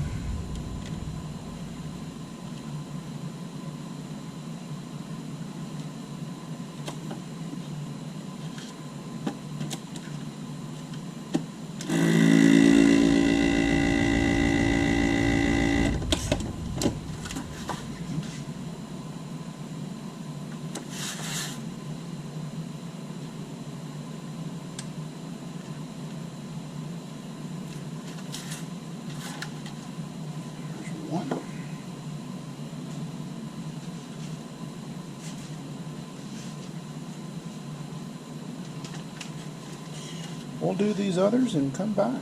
Okay, we've got our 4 halves ready to go. The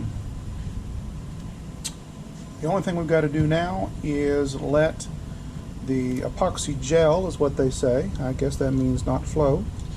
and we'll then put it quote unquote in the oven to let it set for, I don't know, probably 8 hours or so. Okay, we're back. We have got, clean up here a little bit.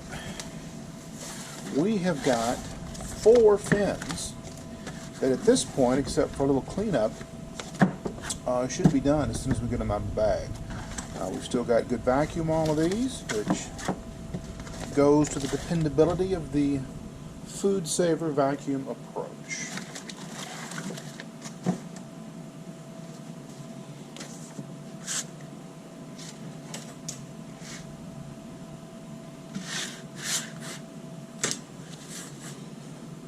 Okie dokie.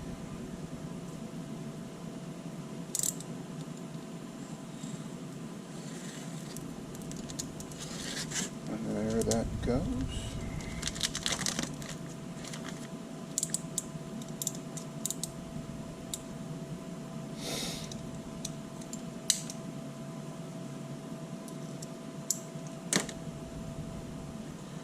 So let's take a look here. Woohoo!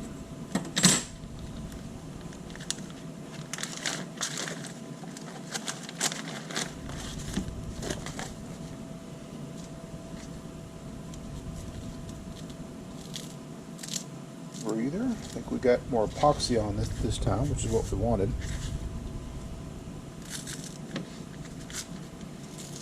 Make sure we got it good around the edges.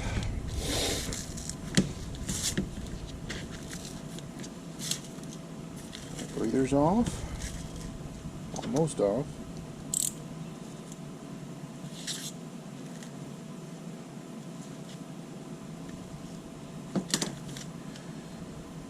And let's see here. I think I want to take this. Go ahead and take this off because we've got a cut around this.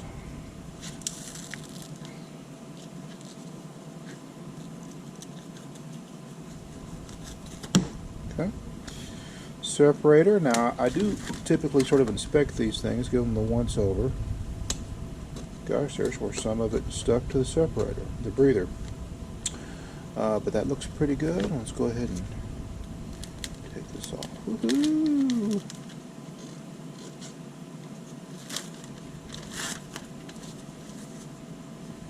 Yeah, it looks real good. We got pretty far down on that. That's good. Didn't get quite what I wanted there, but we'll touch that up and probably be in pretty good shape. Okay, we'll pull the breather on the rest of these. A lot of epoxy up in this one. We'll pull the breather on these and come back. Okay, we've got all the breather and separator off of these. Now it's back to trimming the fiberglass. We'll do this just like we did the first side on each one of these. We'll find an advantageous place to start our cut.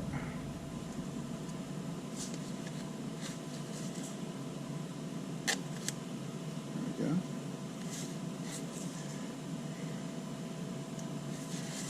Then just run it right along. It is complete hard. It's well past the brittle stage, but because this stuff, excuse me, well past the leather stage, but it is thin enough and brittle enough that you can cut it.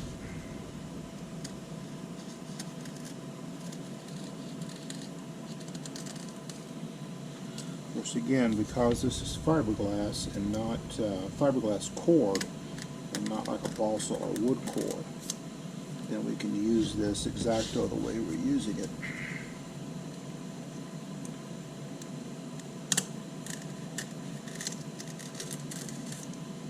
Okay. And this will be a little bit tougher. Be careful not to hurt yourself on this.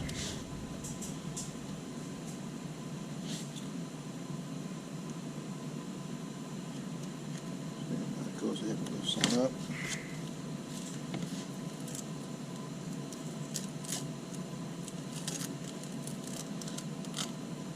There's the glass. And then we'll do the tape like we've done before. We'll do the back like we've done before, so we won't bore you with that again. We have a little fray here. We'll maybe trim this off some. Good sharp knife. Goes through this like butter.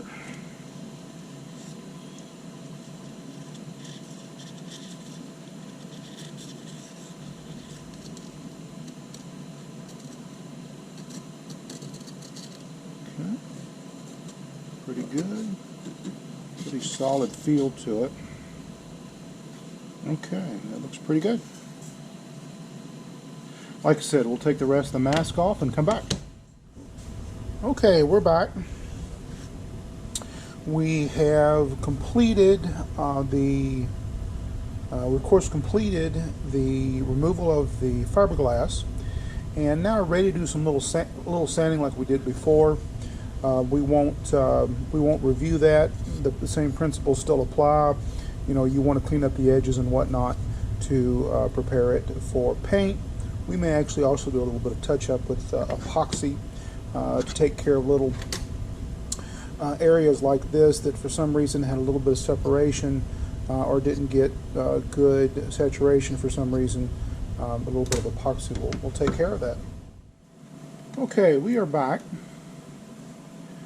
We've got four, three here and one's already drying here.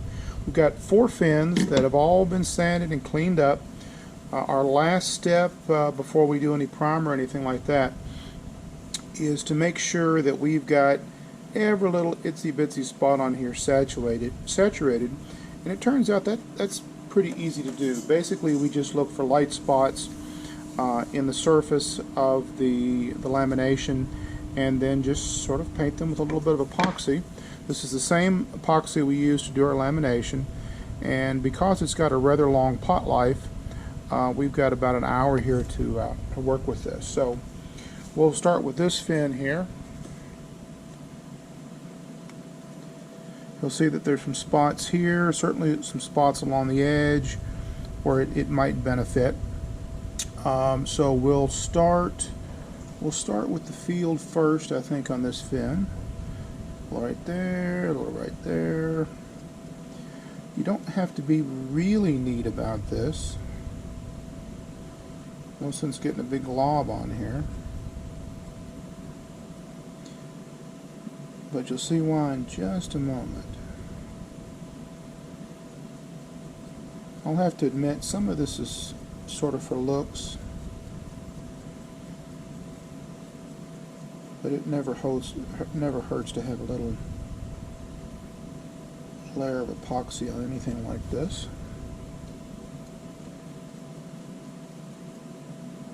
Now remember, this stuff, you know, don't try this with your typical 5-minute epoxy. It won't work.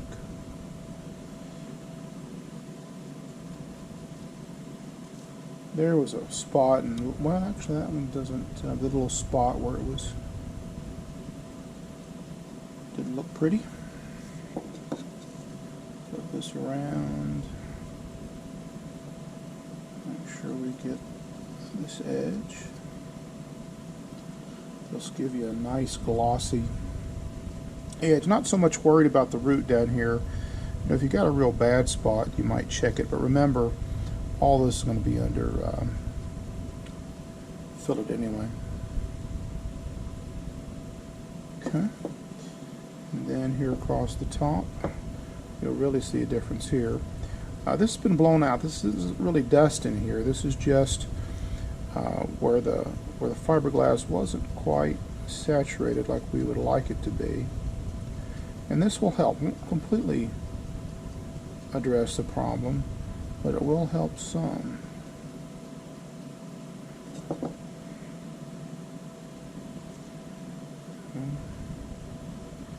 Try to force it down with our finger a little bit.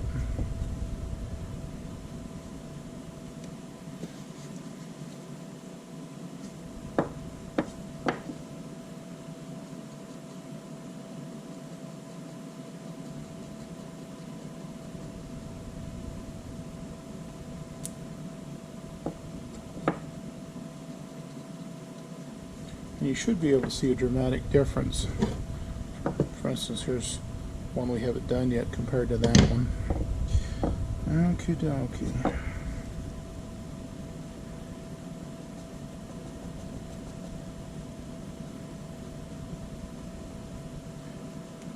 That's going to be about the best we're going to do with one pass. Now we're just going to take our fingers here a little bit and get off some of the excess.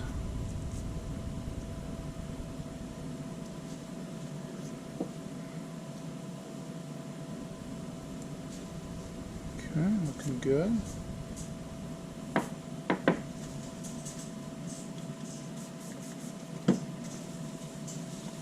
Clean up a little bit.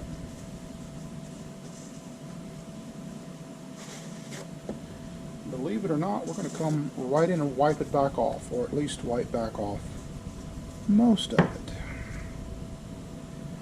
And we'll do that by just going down the leading edge like that. Believe it or not, it still leaves a lot of epoxy on there.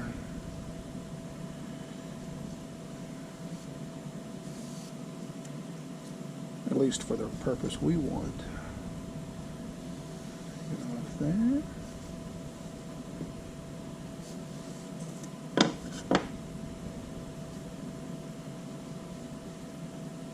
And there.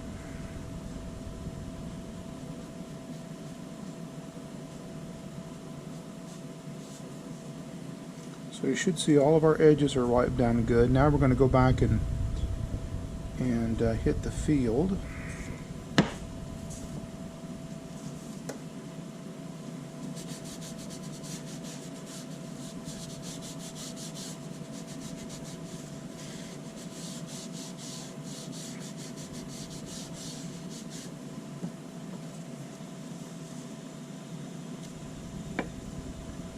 There's the field on this side.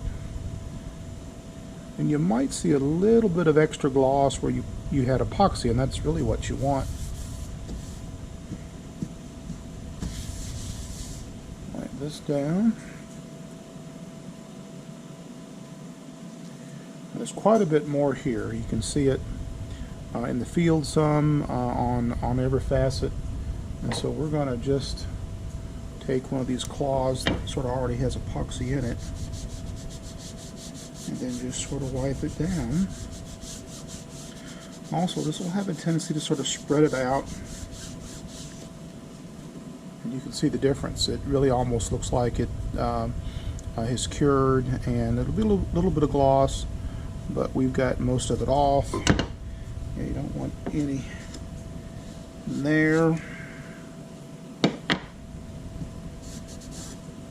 Okay.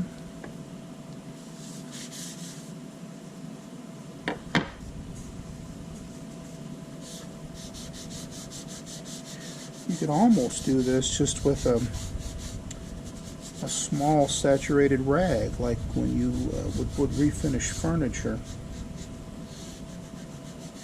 But the brush allows me to put a little bit more on it where I want, and then just come back and take it off.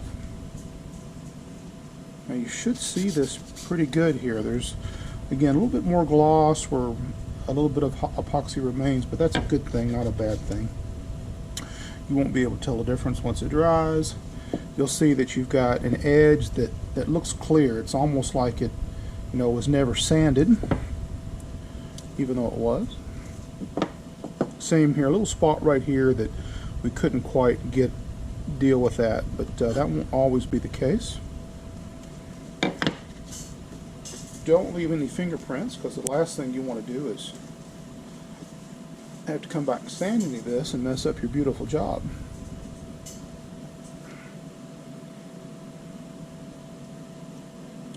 Some people take a lot of pride in a rocket before it's even finished.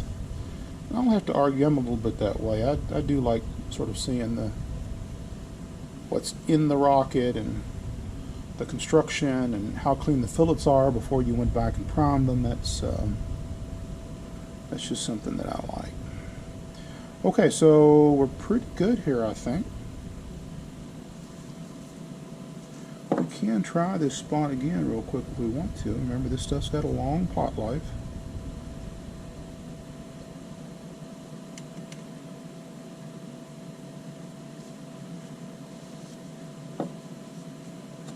That's not the best we're going to do.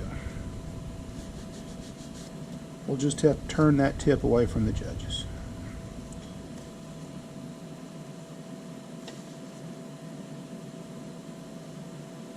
Okay. Looks pretty good then.